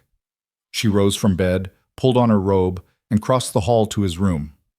The door was ajar. Caleb never fully closed it anymore, always listening for threats, and she could see him sitting by the window, silhouetted against the moonlight, a rifle across his lap. "Caleb?" Her voice was barely a whisper. He turned, instantly alert. "What's wrong? Are you hurt?" "No, I'm fine. I need to tell you something."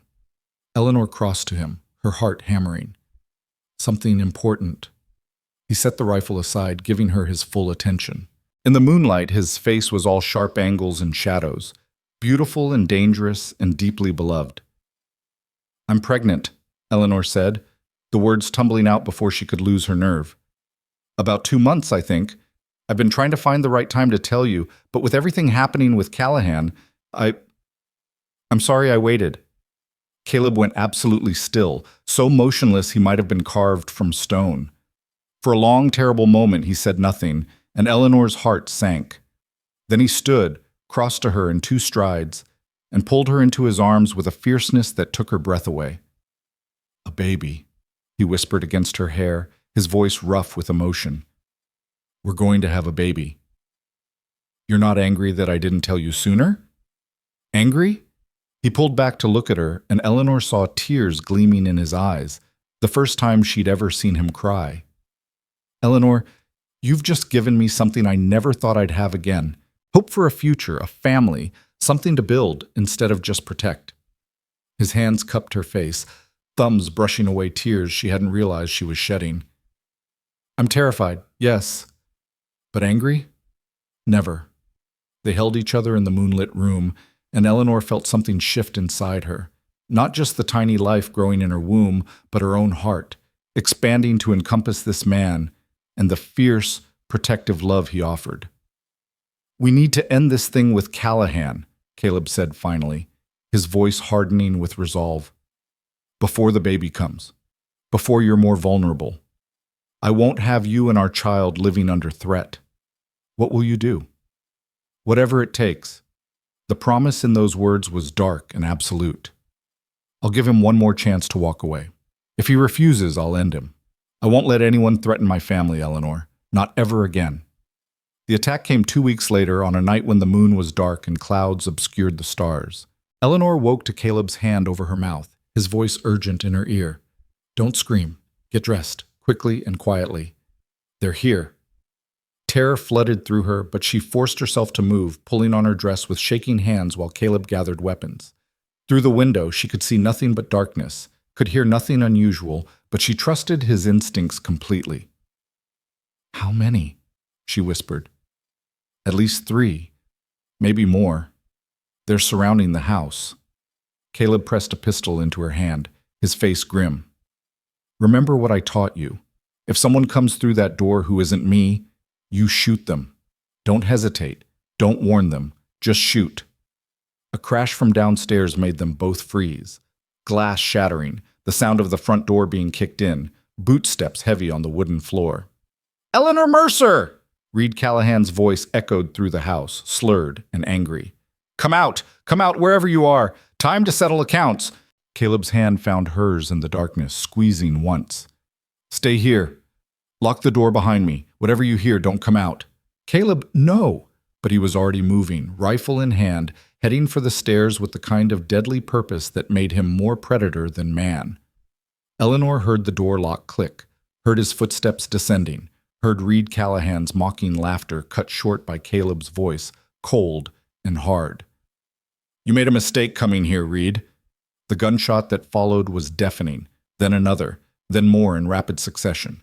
Eleanor pressed herself against the wall, the pistol clutched in her trembling hands, listening to violence erupt below her. Shouts, curses, the crash of furniture breaking, the wet thud of fists hitting flesh.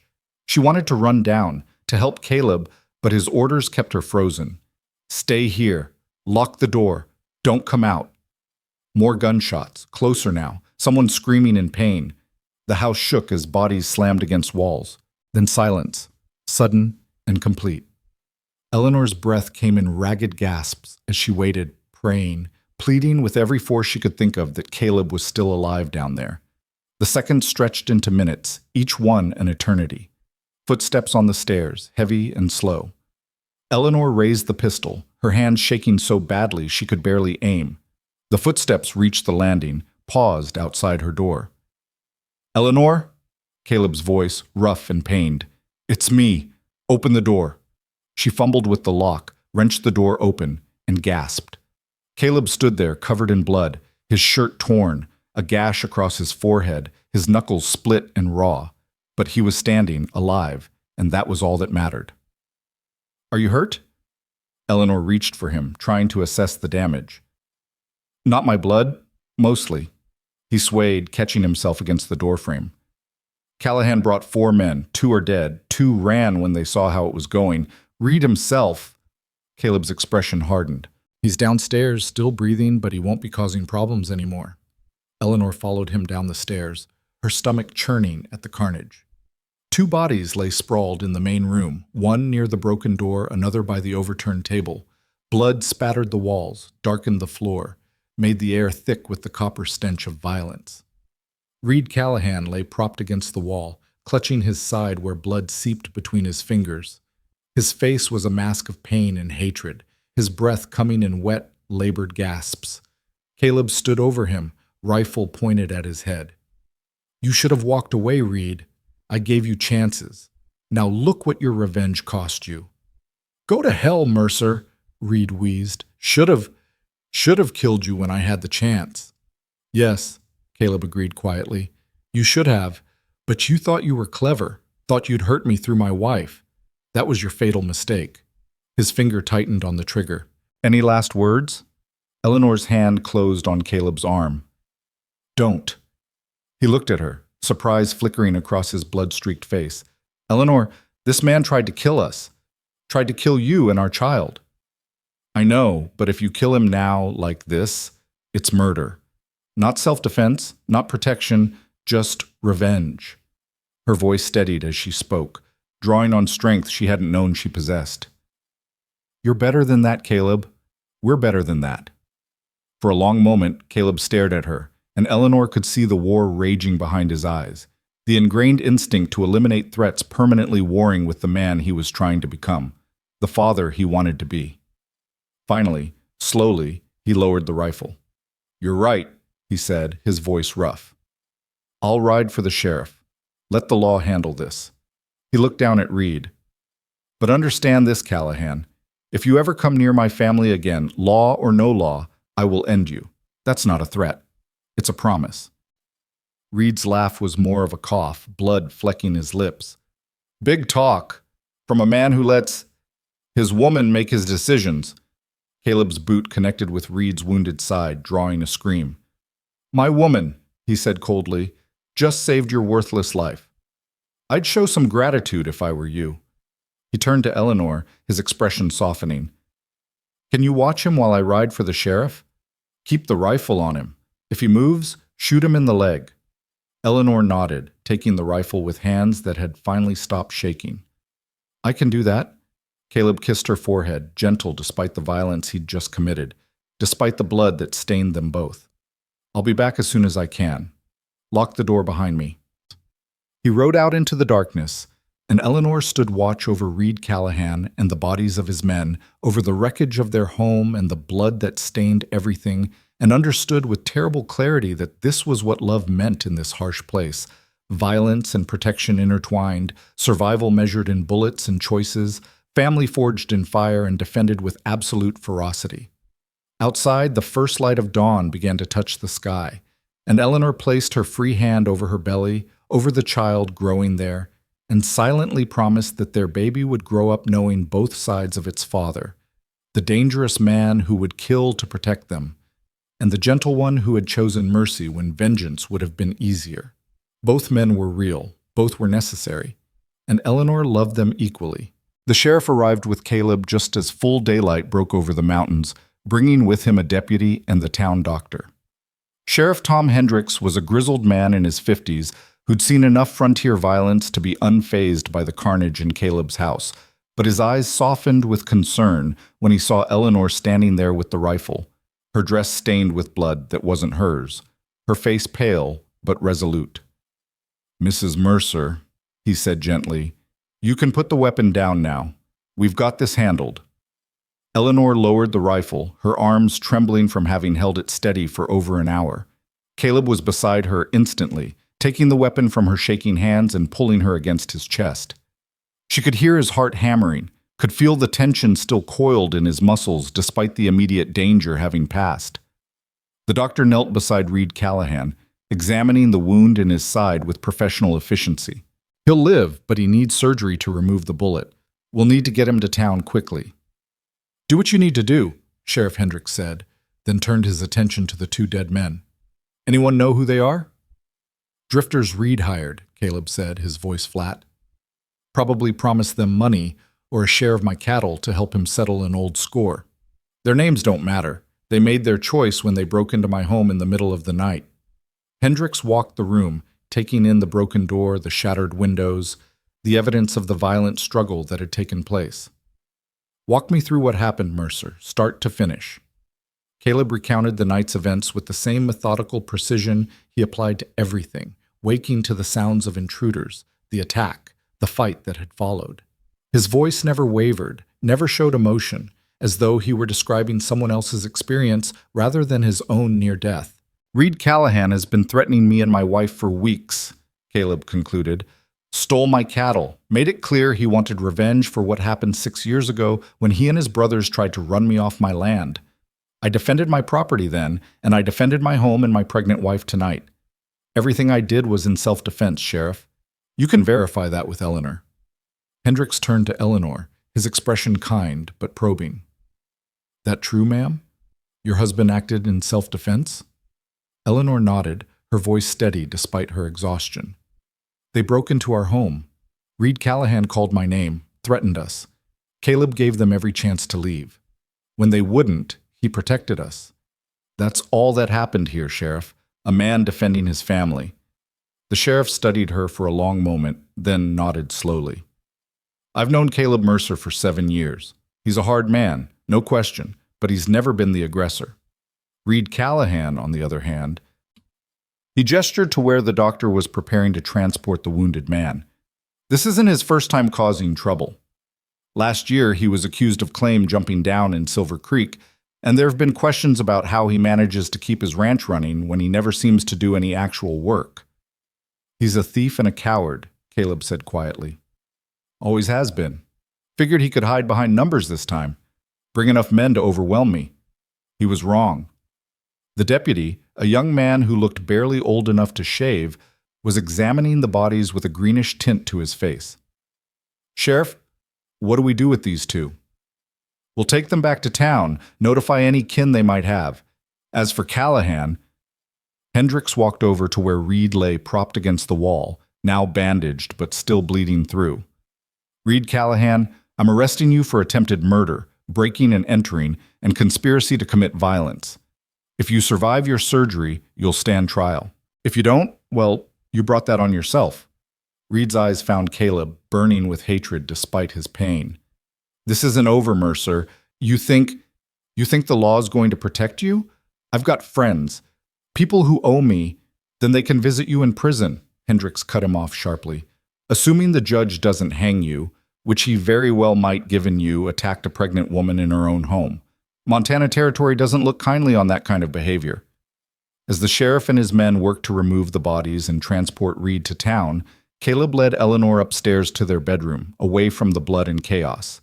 He sat her on the bed, kneeling in front of her, his hands gentle on her knees. Are you all right? He asked, his voice rough with concern. The baby. We're fine. Scared, but fine. Eleanor's hands covered his, and she noticed they were both trembling now that the crisis had passed. Caleb, what you did tonight, I killed 2 men. The words were stark, brutal. Shot one in the chest, broke the other's neck with my bare hands. I would have killed Reed too if you hadn't stopped me. You protected us. That's what you did. Eleanor cupped his face, forcing him to meet her eyes. Those men came here to kill you, to hurt me, maybe to take me hostage to use against you. You did what you had to do. I've killed before, Caleb said, his voice breaking. During the war, after it, men who threatened me or tried to take what was mine. I've always been able to justify it, to tell myself it was necessary. But tonight, when I heard Callahan calling your name, when I knew they'd come for you, his hands tightened on her knees. I've never felt rage like that, Eleanor. It was like something broke open inside me, something dark and terrible that wanted to burn the world down to keep you safe. Eleanor pulled him up to sit beside her, wrapping her arms around him as he buried his face against her shoulder. She could feel him shaking, could feel the aftermath of violence and fear working through his body in tremors he couldn't control. You didn't burn the world down, she whispered. You protected our home. You fought with precision and skill, not rage. And when I asked you to spare Reed's life, you listened. That's not a monster, Caleb. That's a man trying to be better than his worst instincts. They sat together as the sun rose higher, holding each other while the sounds of the sheriff's work drifted up from below. Eventually, Hendricks called up the stairs that they were leaving, that he'd need statements from both of them in town within the next few days, but that for now they should rest. After the lawmen had gone, taking the bodies and Reed Callahan with them, Caleb and Eleanor were left alone in their violated home. The silence was oppressive, heavy with the weight of what had happened, broken only by the wind through the shattered windows. We need to clean this up, Eleanor said finally, looking at the blood-stained floor, the broken furniture, the bullet holes in the walls. Not you, you need to rest. Caleb stood, wincing as bruised muscles protested. I'll handle it. We'll handle it together. Eleanor's voice was firm. This is our home, Caleb. We'll put it right together.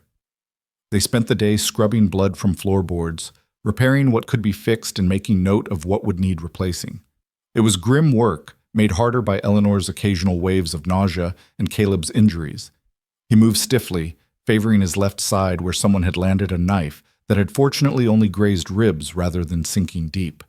As they worked, they talked, really talked, in a way they hadn't before. Caleb told her about the war, about the things he'd seen and done that still haunted his dreams, about coming home to find his family dead and having nothing left but rage and grief, about claiming this land and defending it because it was the only thing he had to anchor himself to, the only purpose that kept him from drowning in the darkness. Eleanor told him about her mother's slow death, about the helplessness of watching someone you love fade away while being unable to help, about the mill and the foreman whose attention had grown increasingly threatening, about the desperate calculation that had led her to answer Caleb's advertisement, weighing potential danger against certain misery and choosing the unknown. I was so scared when I first arrived, Eleanor admitted as she scrubbed at a stubborn blood stain. Everyone warned me you were dangerous, that I was making a terrible mistake. Part of me believed them. They weren't wrong, Caleb said quietly. I am dangerous. What happened last night proved that. You're dangerous to people who threaten what you love. There's a difference. Eleanor sat back on her heels, looking at him across the scarred floorboards. The man who brings me books and fixes things I mention in passing and teaches me to shoot so I can protect myself. That's who you really are, Caleb. The violence is it's just what you do to protect the gentle things. His throat worked as he swallowed hard. I don't want our child to grow up seeing me as a killer. I don't want to be that man anymore. Then don't be. Eleanor moved to sit beside him, taking his scarred, blood-stained hands in hers. Reed Callahan is arrested. His men are dead or scattered. The threat is over. You can choose now. Choose what kind of man you want to be, what kind of father. It's not that simple. There will always be another Reed Callahan, another threat, another reason to fight. Maybe, but you can choose how you respond to those threats. You can choose to use the law when possible, violence only when necessary. You can choose to be the man who builds things instead of just destroying them. She placed his hand on her belly, where their child grew. This baby deserves a father who knows when to fight and when to walk away, who can be both strong and gentle. I think you can be that man, Caleb. I've seen glimpses of him. He stared at his hand on her belly, his expression a mix of wonder and fear. What if I can't change? What if the violence is too deep in me? Then I'll remind you who you are, every day if I have to. Eleanor leaned her head against his shoulder. We'll build something good here, Caleb. A home, a family, a life that's about more than just survival. But you have to want it too. You have to choose it. They finished cleaning as the day wore toward evening, and by the time they were done, the house looked almost normal again. The broken windows were boarded up temporarily, the bullet holes patched, the blood scrubbed away. The physical evidence of violence was gone, but Eleanor knew it would take longer to erase the emotional scars. That night, Caleb had nightmares. Eleanor woke to the sound of him thrashing in his bed across the hall, muttering words she couldn't make out. She went to him, found him tangled in sweat-soaked sheets, his face twisted in anguish. Caleb, she said softly, touching his shoulder. Wake up, you're dreaming. His eyes snapped open, wild and unfocused, and for a moment he didn't recognize her. His hand shot out, grabbing her wrist hard enough to bruise, and Eleanor gasped. Then awareness flooded back into his expression, and he released her immediately, horror replacing the blankness. I hurt you. I'm sorry. I didn't... It's all right. You were asleep. You didn't know it was me. Eleanor sat on the edge of his bed, rubbing her wrist. What were you dreaming about? Caleb sat up, running shaking hands through his hair. The war. Things I haven't thought about in years. Men I killed. Men who died beside me. And then it shifted, and it was last night, except in the dream, I was too slow, and they got to you first. I heard you screaming, and I couldn't reach you, and... His voice broke. Eleanor pulled him into her arms, holding him while he fought for control. She could feel his heart racing, could feel the tremors running through his body. This strong, dangerous man was terrified, not of violence or death, but of failing to protect the people he loved. I'm here, she whispered. I'm safe.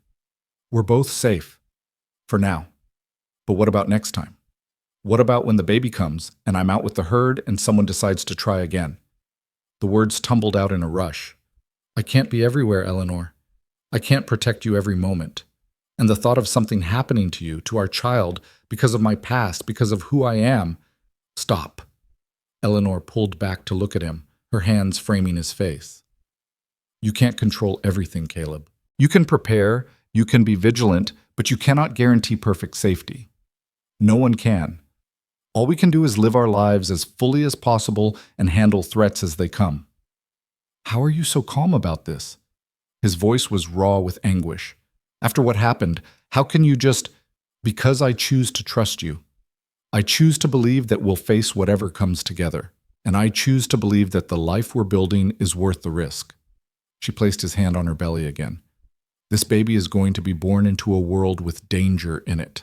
That's unavoidable. But they'll also be born into a world with you in it, a father who will move heaven and earth to keep them safe. That's worth something, Caleb. That's worth everything. He stared at her for a long moment, then pulled her close again, burying his face in her hair. I don't deserve you. Yes, you do. You just don't believe it yet. They stayed like that until his breathing steadied and his heartbeat slowed to normal. Eleanor knew she should return to her own bed, but she couldn't bring herself to leave him alone with his demons. Instead, she lay down beside him, fully clothed, and let him wrap himself around her like she was the only solid thing in a shifting world. "Eleanor?" His voice was barely a whisper in the darkness. "I love you. I should have said it before, but I didn't know how. I'm not good with words, with feelings, but I love you more than I've ever loved anything, and the thought of losing you terrifies me more than any violence ever has." Tears stung Eleanor's eyes. "I love you too, even when you're stubborn and closed off and trying to protect me from things I don't need protecting from. I love all of you, Caleb. The dangerous parts and the gentle parts, all of it." The days that followed were a strange mix of healing and adjustment. Caleb threw himself into repairing the damage to their home with an almost manic energy, as though by fixing the physical wounds he could somehow erase the trauma of the attack. New windows were installed, the front door replaced with one that was heavier and more secure, locks added that could withstand more than a determined kick. But Eleanor could see the toll it was taking on him, the way he startled at unexpected sounds, the dark circles under his eyes from too many sleepless nights, the way his hand drifted to his pistol at the slightest provocation. The violence he'd committed in defense of their home had reopened old wounds, brought back memories he'd tried to bury. A week after the attack, they rode to town to give their statements to Sheriff Hendricks. The townspeople stared as they passed, and Eleanor could hear the whispers, the speculation about what had happened at the Mercer Ranch. Some looked at Caleb with fear, others with respect. A few women gave Eleanor pitying looks, as though she were a lamb who'd willingly walked into a wolf's den. In the sheriff's office, they recounted the attack once more for the official record. Hendricks listened carefully, making notes, asking clarifying questions with professional detachment. "Reed Callahan survived the surgery," he told them when they'd finished. "He's locked up tight, and the circuit judge will be here in 3 weeks to hear the case. Given the evidence and the number of witnesses who can testify to his threats against you, I expect he'll hang or spend the rest of his life in prison." "And his brother Seth?" Caleb asked. "Disappeared. Probably headed to California or somewhere else far from here. He knows he's wanted as an accessory." Hendricks leaned back in his chair, studying Caleb with eyes that had seen too much frontier justice to be easily shocked. "I've been sheriff here for 12 years, Mercer. I've seen men like you before. Men who've got violence in their bones but try to live peaceful lives anyway. It's a hard balance to maintain. I'm trying, Sheriff. I'm trying to be better than I was. I know you are. And from what I've seen, you're succeeding." Hendricks' gaze shifted to Eleanor. "You've got a good woman there who believes in you. Don't make her regret that faith." "I won't," Caleb said quietly. "I promise you that." As they left the sheriff's office, they ran into Thomas Garrett, the rancher who'd insulted Eleanor weeks earlier. He stood on the boardwalk, blocking their path, his expression a mix of calculation and false friendliness. "Mercer," he said with a nod, "heard about your trouble with Callahan. Rough business, that." "It's handled." Caleb's voice was flat, his body tense. "I'm sure it is. You've always been good at handling problems. Permanently." Garrett's eyes slid to Eleanor. "Mrs. Mercer, I wanted to apologize for my rudeness when last we met. I was out of line." Eleanor could feel Caleb coiling beside her, could sense violence gathering like a storm. She put a hand on his arm, squeezing gently. "Apology accepted, Mr. Garrett. Now, if you'll excuse us." She steered Caleb away before the situation could escalate, feeling his muscles bunched tight beneath her hand. They'd made it halfway down the street when he spoke, his voice rough with suppressed anger. "He's not sorry. He's just scared now that he knows I'll defend you without hesitation." "Probably. But does it matter? We got the apology, we maintained our dignity, and we walked away without violence. That's growth, Caleb." Eleanor squeezed his arm again. "You're learning to choose your battles." Some of the tension eased from his shoulders. "You're teaching me to choose my battles. There's a difference." They stopped at the general store to replenish supplies, and the proprietor, a kindly woman named Mrs. Chen, fussed over Eleanor when she learned about the pregnancy. "You take care of yourself, dear," she said, adding extra items to their order. Herbs for Nausea, Fabric for Baby Clothes, a book on childbirth and infant care. First babies can be difficult, and you're out there so isolated. If you need anything at all, you send that husband of yours to fetch me. I've delivered half the babies in this county." The kindness brought tears to Eleanor's eyes, and she thanked Mrs. Chen profusely. As they loaded their supplies into the wagon, she noticed Caleb was quieter than usual, his expression thoughtful. "What are you thinking about?" she asked. How different things could have been. If I'd come to this town 7 years ago with the intention of being part of a community instead of just surviving alone, defending my claim with violence and isolation. He helped her up into the wagon seat, his hands lingering on her waist. I pushed people away because I thought it was safer, thought being alone meant no one could hurt me, but it just made me harder, more willing to resort to violence because I had nothing to lose. "And now you have everything to lose," Eleanor said softly. "Yes, and that should make me more dangerous, more willing to fight. But instead, it makes me want to find other ways. Because every fight I get into, every enemy I make, puts you and the baby at risk." He climbed up beside her, taking the reins but not yet urging the horses forward. "Mrs. Chen was kind to you today. So was the doctor when he checked on you after the attack. Even the sheriff seems to respect us more now that we handled things through legal channels. Maybe there's something to this community thing after all." Eleanor leaned against his shoulder as they rode out of town, hope blooming warm in her chest.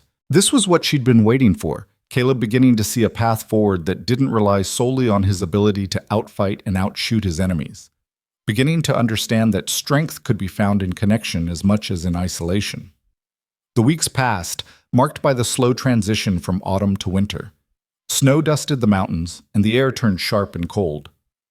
Eleanor's pregnancy began to show, a gentle swelling that Caleb watched with a mix of wonder and protectiveness that would have been comical if it weren't so touching. He started building a cradle in the barn, working on it during the evenings by lamplight. Eleanor would sit nearby, sewing baby clothes from the fabric Mrs. Chen had sold them, and they would talk about the future in a way that felt almost normal, almost peaceful. "We should think about a name," Eleanor said one evening, holding up a tiny shirt she'd just finished. "If it's a boy, I'd like to name him after your father, if you're comfortable with that." Caleb's hand stilled on the cradle's rocker he was shaping. "John. My father's name was John." His voice was thick with emotion. "He would have loved you, Eleanor, would have loved knowing his name would continue." "And if it's a girl?" "Margaret, after your mother." He looked up, his eyes soft in the lamplight. "So she's remembered, so our daughter knows about the woman who raised someone as strong as you." Eleanor had to set aside her sewing as tears blurred her vision. "You're a better man than you think you are, Caleb Mercer. I'm trying to be the man you deserve, that's all." The circuit judge arrived in late November, bringing with him the machinery of frontier justice. Reed Callahan's trial was held in the town hall, with half the county in attendance. Eleanor and Caleb both testified, recounting the threats, the cattle theft, the night of the attack.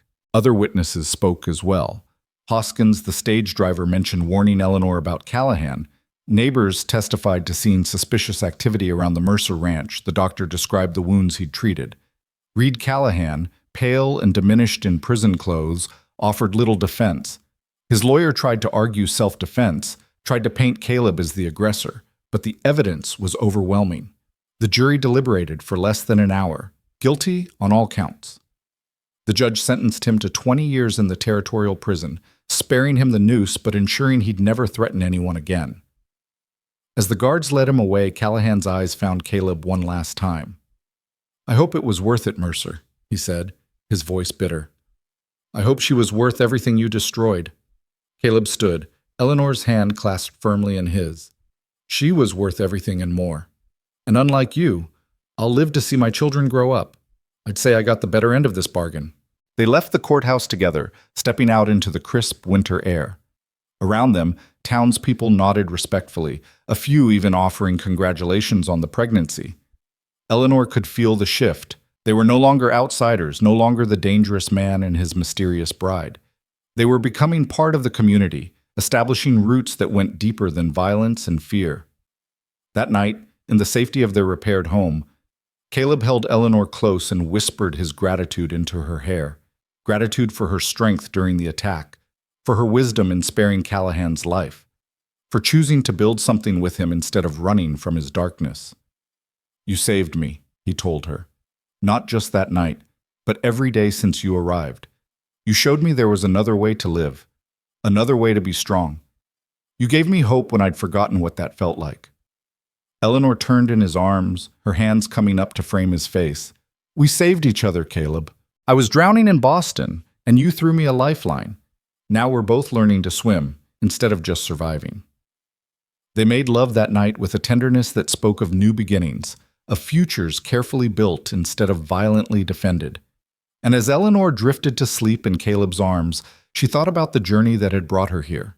From desperate mail-order bride to cherished wife, from terrified stranger to equal partner in building a life worth living. The dangerous man she'd been warned about had become the gentle soul she'd needed all along, and the practical marriage she'd entered had transformed into a love deeper and more fierce than anything she'd imagined possible. Outside, snow began to fall, blanketing the ranch in white silence, covering the scars of violence with the promise of renewal. Tomorrow would bring new challenges, new struggles, the endless work of building a life in harsh country. But tonight, they had each other. They had their growing child, and they had the hard-won knowledge that love could survive anything when both people chose it every single day.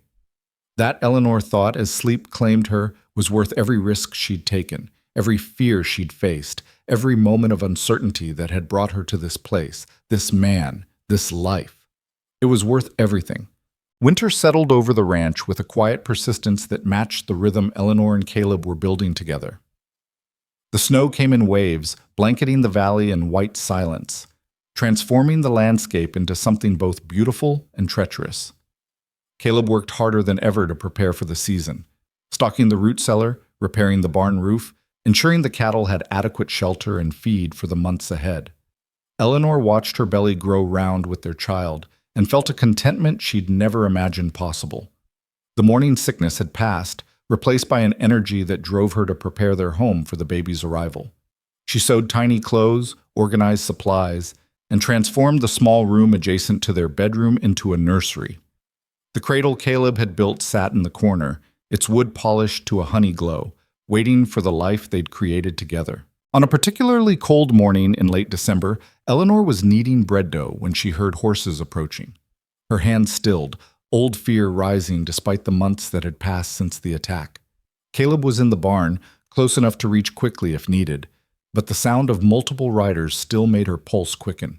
She moved to the window and felt relief wash over her when she recognized Sheriff Hendricks and another man she didn't know, older, distinguished-looking, wearing a badge that caught the winter sunlight. Caleb emerged from the barn as they dismounted, his rifle carried casually, but his posture alert. Eleanor grabbed her shawl and stepped onto the porch, one hand resting protectively on her swollen belly. "Sheriff," Caleb said by way of greeting, his eyes moving to the stranger. "What brings you out in this weather?" "Caleb, Eleanor." Hendricks nodded to them both. "This is U.S. Marshal Davis from Denver. He's got some news about the Callahan situation." Marshal Davis stepped forward, his weathered face grave but not unkind. "Mr. Mercer, Mrs. Mercer, I'm afraid I have difficult news. Reed Callahan died 3 days ago in the territorial prison. Pneumonia," the doctor said. "His lungs were never the same after the bullet wound." Eleanor felt Caleb go still beside her. She reached for his hand, finding it clenched into a fist, and gently worked her fingers into his until he relaxed enough to grip hers. "I see," Caleb said quietly. "Thank you for informing us, Marshal." "There's more." Davis pulled a folded paper from his coat. "Before he died, Callahan signed a confession. Seems facing his mortality put things in perspective. He admitted to the cattle theft, to planning the attack on your home, and to several other crimes we'd suspected him of but couldn't prove. He also made a statement clearing you of any wrongdoing, stating explicitly that you acted in self-defense both 6 years ago and during the recent attack." Caleb took the document, his hand trembling slightly as he unfolded it. Eleanor watched his eyes move across the page, reading words that absolved him of crimes that had haunted him for years. "Why would he do this?" Caleb asked, his voice rough with emotion he was struggling to contain. Prison chaplain said Callahan wanted to make peace before he died. Said he'd spent 6 years consumed by revenge, and it had cost him everything: his freedom, his health, his brother who fled west and hasn't been heard from since. He said, and I'm quoting here, "Mercer was right to defend what was his. I was wrong to come after him. Let that be known so his wife and child don't carry the weight of my mistakes." Marshal Davis paused, letting the words settle. "It's not often a man faces his own darkness that honestly, Mr. Mercer, thought you should know." Eleanor felt tears prick her eyes as she looked at Caleb. His jaw was working, his throat moving as he swallowed repeatedly, fighting for control. When he finally spoke, his voice was barely above a whisper. "I didn't want him to die. I wanted him to serve his time, to maybe find some peace. I wanted to prove that I could choose mercy over revenge." "You did prove that," Sheriff Hendricks said firmly. "You spared his life when you could have killed him. You let the law handle justice. That confession is Callahan's way of acknowledging that, of saying you were the better man." After the lawmen left, Caleb stood on the porch holding the confession, staring at nothing. Eleanor came up beside him, wrapping her shawl around them both despite the cold. "How do you feel?" she asked gently. "I don't know. Relieved, I think, but also sad. Reed Callahan spent the last years of his life eaten alive by hatred, and for what? His brother's dead, Seth's gone, and he died in a prison cell instead of on his own land. All that violence, all that rage, and it accomplished nothing but misery." Caleb folded the confession carefully, as though it were something precious. "I could have ended up the same way, Eleanor. If you hadn't come here, if you hadn't shown me there was another path, I might have died old and alone and bitter, still fighting ghosts. But you didn't. You chose differently." Eleanor leaned against him, sharing warmth. "We both did." That night, Caleb built a fire in the hearth and burned several things he'd kept hidden in a trunk. Letters from his sister that reminded him of all he'd lost, newspaper clippings about the men he'd killed, a journal he'd kept during the war filled with darkness and violence. Eleanor watched the flames consume his past, understanding that this was a ritual of letting go, of choosing to carry only what served their future. "I want our child to know I fought when necessary," Caleb said as the last pages curled and blackened. "But I don't want them to know the details, to carry the weight of every violent act I've committed. I want them to know their father as a man who built things, who protected his family, who chose love over hate." "Then that's who you'll be," Eleanor said simply. "That's who you already are." January brought deep snows that isolated them for weeks at a time. Caleb strung a rope from the house to the barn so he could tend the animals even in blizzards that reduced visibility to nothing. Eleanor spent the long evenings reading aloud from the books Caleb had bought her, their favorites becoming the stories they planned to share with their child someday. The baby moved constantly now, little feet pressing against Eleanor's ribs, tiny fists pushing at the walls of their confined world. Caleb would place his large, scarred hands on her belly and marvel at each movement, his face transformed with wonder. "Strong," he'd murmur, feeling a particularly vigorous kick, just like their mother. "Stubborn, more like," Eleanor would reply, shifting to ease the pressure. "Just like their father." In February, Mrs. Chen made the treacherous journey out to the ranch, bringing supplies and her considerable experience as a midwife. She examined Eleanor thoroughly, pronounced both mother and baby healthy, and proceeded to terrify Caleb with detailed explanations of what to expect during the birth. "You've faced down armed men without flinching," Mrs. Chen told him as he went progressively paler. "But watching your wife in labor will test you in ways violence never has. The key is to trust the process and do exactly as I tell you." "I'm good at following orders," Caleb managed weakly. "We'll see." Mrs. Chen patted his arm with amusement. "I've seen the toughest men faint at the sight of childbirth, but you strike me as having a spine of iron, Mr. Mercer. I think you'll manage." She stayed 3 days, teaching both of them what to expect, what to prepare, what signs meant immediate action versus normal progression. When she finally departed, leaving behind a detailed list of instructions and promising to return when Eleanor's time came, Caleb looked both more prepared and more terrified than before. What if something goes wrong? He asked Eleanor that night as they lay in bed, his hand resting protectively on her belly. What if I can't protect you from this? Then we'll face it together, just like we've faced everything else. Eleanor covered his hand with hers. Birth is dangerous, yes, but women have been doing this since the beginning of time. I'm strong, the baby's healthy, and we have Mrs. Chen's expertise to guide us. That's more than most frontier women have. I know, His voice broke. I can't lose you, Eleanor. You and this baby are everything to me. If something happened, nothing's going to happen. Eleanor turned to face him, her belly pressed between them, their child moving in that small space. I refuse to let fear steal our joy. We've fought too hard for this happiness to let worry poison it now. March arrived with the first hints of spring, snow melting in patches, the sound of water running in the creek, birds returning from their winter migrations. Eleanor's body grew heavy and unwieldy, her back aching constantly, her sleep interrupted by the baby's acrobatics, and her own need to relieve herself every hour. She was hanging laundry on a bright morning in late March when the first pain hit, low and deep, stealing her breath. She gripped the clothesline, breathing through it, recognizing immediately what it meant. Their child was ready to be born. Caleb was mending fence in the north pasture when she found him, walking slowly, stopping twice more as contractions rippled through her. His face went white when he saw her expression. It's time, she said simply. He was off his horse and beside her in seconds, his hands fluttering nervously as though he wanted to touch her but was afraid she might break. How long? How close are the pains? Should I ride for Mrs. Chen? They just started. We have time. Eleanor managed a smile despite the discomfort. But yes, you should fetch her. And Caleb? Ride safe. I need you whole.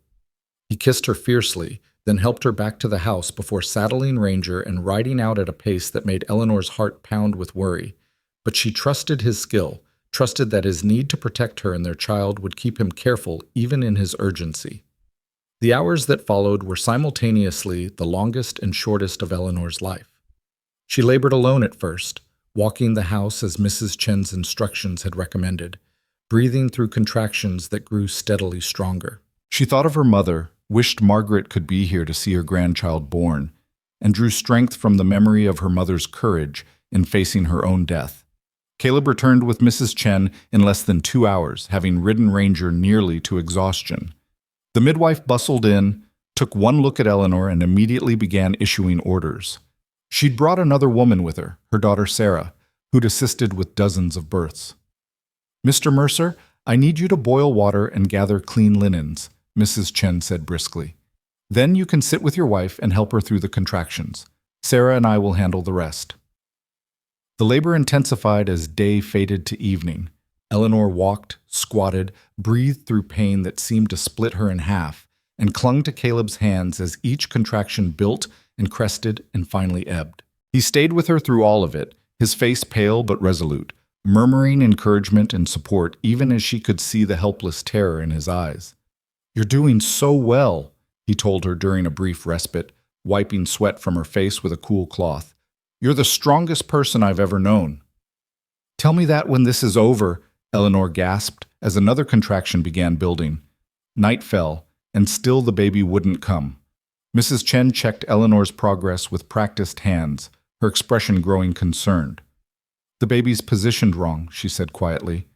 Heads turned slightly. We need to shift it. What followed was agony unlike anything Eleanor had experienced. Mrs. Chen's hands worked inside her, manipulating, pressing, trying to turn the baby while Eleanor screamed and Caleb held her shoulders, his own face wet with tears. I can't, Eleanor sobbed. I can't do this anymore.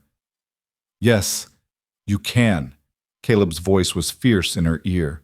You can do anything, Eleanor. You're braver than any soldier I ever fought beside. You can do this. Our baby needs you to do this. Mrs. Chen's face suddenly brightened. There, the heads turned.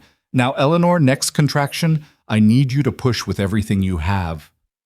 Eleanor bore down with strength she didn't know she possessed, feeling her body tear and stretch impossibly, feeling Caleb's hands supporting her, hearing Mrs. Chen's voice coaching her through each push. The pain was transcendent, beyond anything she'd imagined, but beneath it was purpose, the primal drive to bring this new life into the world. "I can see the head," Sarah called out. "One more push, maybe two." Eleanor gathered every last reserve of strength and pushed until spots danced in her vision and her throat was raw from screaming. She felt a sensation of impossible pressure and then sudden release as the baby slid free, and immediately the room filled with a thin, reedy cry. "It's a boy!" Mrs. Chen announced, laughing as she cleaned the infant and cut the cord. "A healthy baby boy, lungs strong as a blacksmith's bellows." She placed the squalling, red-faced baby on Eleanor's chest, and Eleanor stared down at their son through tears of exhaustion and joy and relief. He was perfect, tiny fists waving, dark hair plastered to his small head, eyes squeezed shut as he announced his displeasure at being born into a cold world. Caleb made a sound that was half laugh, half sob, and reached out with a trembling hand to touch his son's head. "He's so small," he whispered in awe. "So perfect." "John," Eleanor said softly, looking up at Caleb through her tears. "John Mercer. Welcome to the world, little one." The baby calmed at the sound of her voice, his cries fading to small, mewling sounds as he nuzzled against her. Mrs. Chen worked efficiently to deliver the afterbirth and tend to Eleanor's tears, but Eleanor barely noticed, completely absorbed in studying this miracle they'd created. Caleb couldn't take his eyes off his son. His face transformed with a wonder that made him look young, almost vulnerable.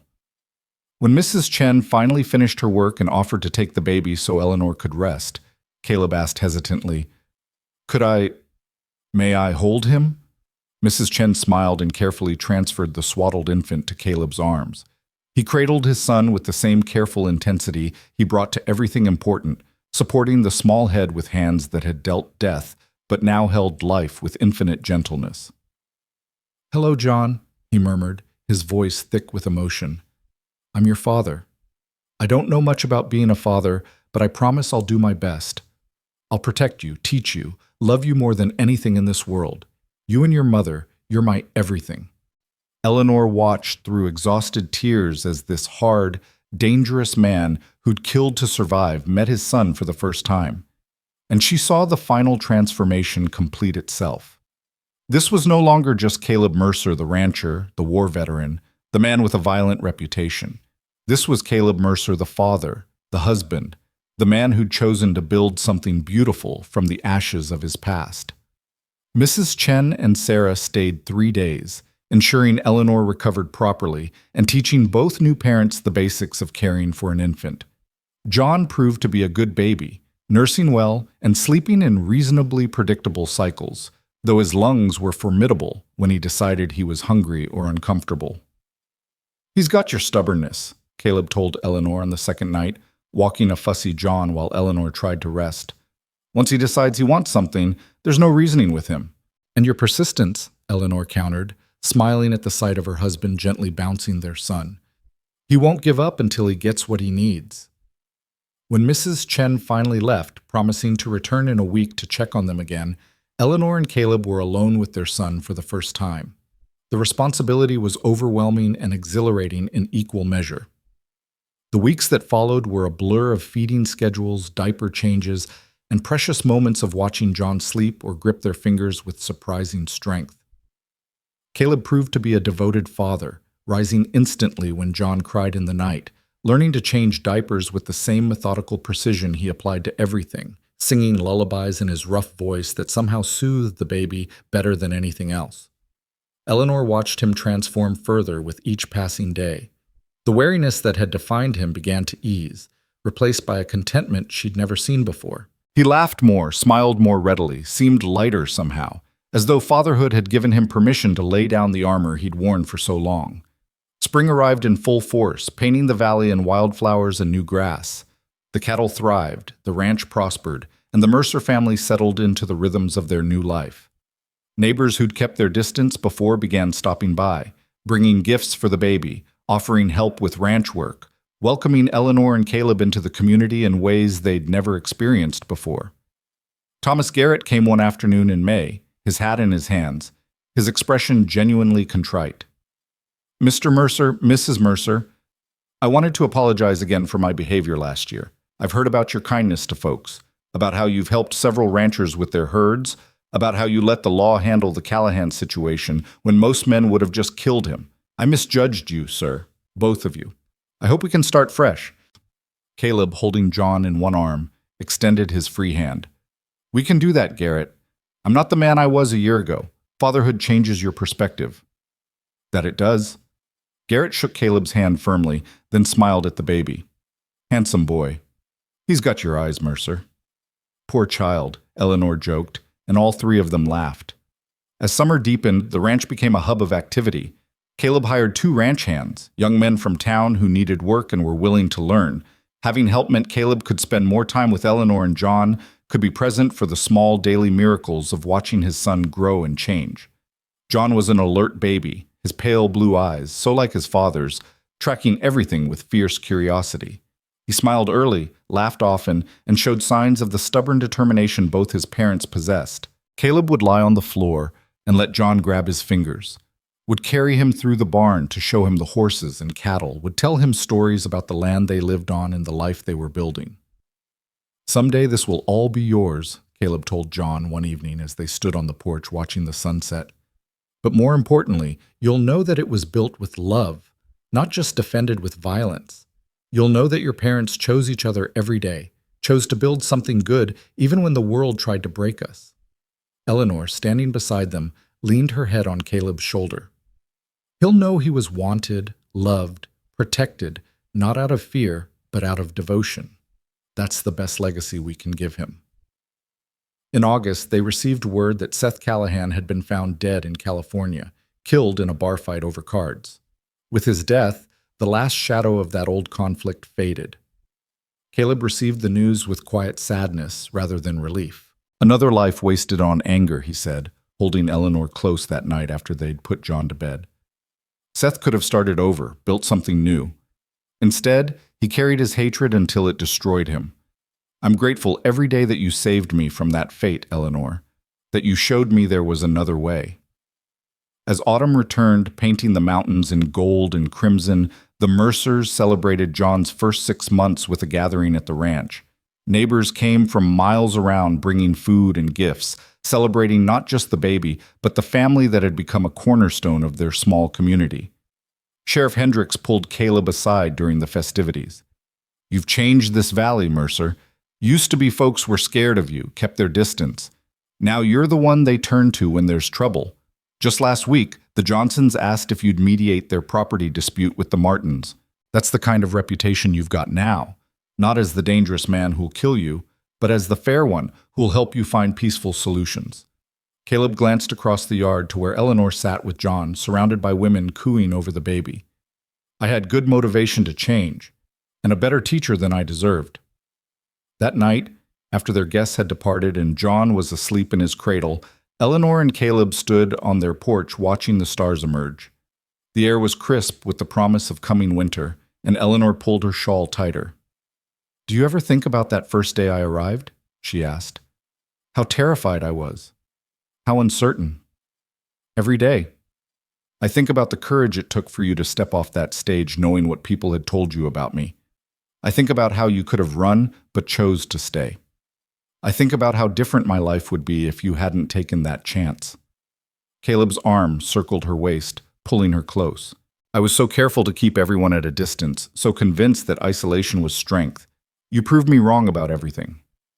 "We proved each other wrong. I thought I was just choosing survival. I didn't know I was choosing life, real, full, beautiful life." Eleanor turned in his arms, looking up at the man who'd become her everything. "The stage driver told me you were dangerous. He was right, you know. You are dangerous. To despair, to loneliness, to the idea that broken things can't be made whole again." Caleb smiled, that rare, full smile that transformed his entire face. "You know what I think? I think we were both broken when we found each other. And somehow putting our pieces together made us both stronger than we ever were alone." Inside, John began to fuss, and they both turned toward the sound automatically, that parental instinct already deeply ingrained. But before they went in, Caleb pulled Eleanor back for one more moment. "I love you," he said, the words coming easily now, no longer strange or difficult. I love you more today than yesterday, and I'll love you more tomorrow than today. That's the only promise I know how to keep perfectly. Then it's the only promise I need. Eleanor kissed him softly, tasting the future on his lips, feeling the past release its hold with each shared breath. Let's go tend to our son. They walked inside together, partners in every sense, and lifted John from his cradle. He settled immediately in Caleb's arms, his tiny fist gripping his father's finger, his eyes already drifting closed again. Eleanor watched her husband sway gently with their son, humming a lullaby his own mother had sung to him a lifetime ago, and felt complete in a way she'd never imagined possible. This house that had seemed so cold and stark when she'd first arrived was now filled with warmth and love and laughter. The man who terrified her with his reputation had become the source of her greatest joy and deepest security. She thought of her mother's journal, still kept safe in her drawer, and mentally added her own entry to its pages. I came west afraid, desperate, certain I was choosing the lesser of two evils. Instead, I found everything I'd stopped believing in: safety, love, home, family. I found a man who was exactly as dangerous as they warned me, but only to the things that would hurt us. I found a partner who chose to be better every day for our sake. I found home, not in a place, but in a person. And that has made all the difference. Years would pass, bringing more children, a daughter named Margaret with her mother's green eyes, another son named Thomas, who had Caleb's quiet intensity. The ranch would grow and prosper, becoming known throughout the territory not just for its cattle, but for the family that ran it with fair dealing and honest work. Caleb would serve as deputy sheriff for a time, using his skills to protect the community rather than just his own property. Eleanor would start a school, teaching the valley's children to read and write and cipher. But those were stories for other days. Tonight, they were simply a family, mother, father, son, standing together in a house that had been transformed from shelter to home by the power of choice and commitment and fierce, protective love. Caleb laid John back in his cradle and turned to Eleanor, his eyes reflecting the lamplight and something deeper, something that hadn't been there the day she'd arrived. Hope, Eleanor realized. Joy. The belief that tomorrow would be better than today because they would face it together. Ready for bed? He asked, offering his hand. Eleanor took it, feeling the calluses, the scars, the strength that had defended her, and the gentleness that cherished her in equal measure. Ready for whatever comes, she said, as long as we face it together. They crossed the hall to their bedroom, leaving the door ajar so they could hear if John needed them, and settled into the bed they shared. Outside, the wind whispered through the pines, carrying the scent of coming winter and distant smoke from neighbors' chimneys. The land was harsh, the life demanding, but they had built something precious here, something worth defending, worth fighting for, worth choosing every single day. Eleanor drifted toward sleep with Caleb's arms around her, their son breathing softly in the next room, and thought about the warning she'd received on that dusty street so many months ago. Caleb Mercer is dangerous. They'd been right. He was dangerous. Dangerous to anyone who threatened what he loved, dangerous in his fierce devotion, dangerous in his absolute refusal to let harm come to his family. But he was also gentle, patient, capable of tremendous love, despite all the violence he'd seen and committed. He was both things, and that was exactly what she needed, what they all needed. In the morning, they would wake to John's demands for breakfast. Caleb would tend the animals while Eleanor fed their son. They would work together to maintain the home they'd built, to protect the life they'd created, to love each other through whatever challenges the day brought. It would be hard sometimes, joyful others, but always shared. That was enough. That was everything. Eleanor's last conscious thought before sleep claimed her was simple and profound. She had come west seeking survival and found love instead. She had married a dangerous man and discovered he was only dangerous to those who would hurt what he cherished. She had chosen fear initially, but fear had led her to courage, and courage had led her home. And home, she now understood, was not a place at all. Home was Caleb's arms around her, John's soft breathing in the next room, the future they were building one choice at a time, Home was the certainty that no matter what came, they would face it together, stronger for their shared struggles, deeper for their mutual trust, unbreakable because they'd chosen love over every other option. That was the truth the warnings had missed, the reality that could only be discovered through living it. Sometimes the most dangerous thing was also the safest, and sometimes the greatest risk led to the greatest reward. Eleanor had taken that risk, and she would make the same choice every day for the rest of her life. Because Caleb Mercer was dangerous, but only to those who would hurt her. To Eleanor and their children, he was simply home, and that made all the difference in the world.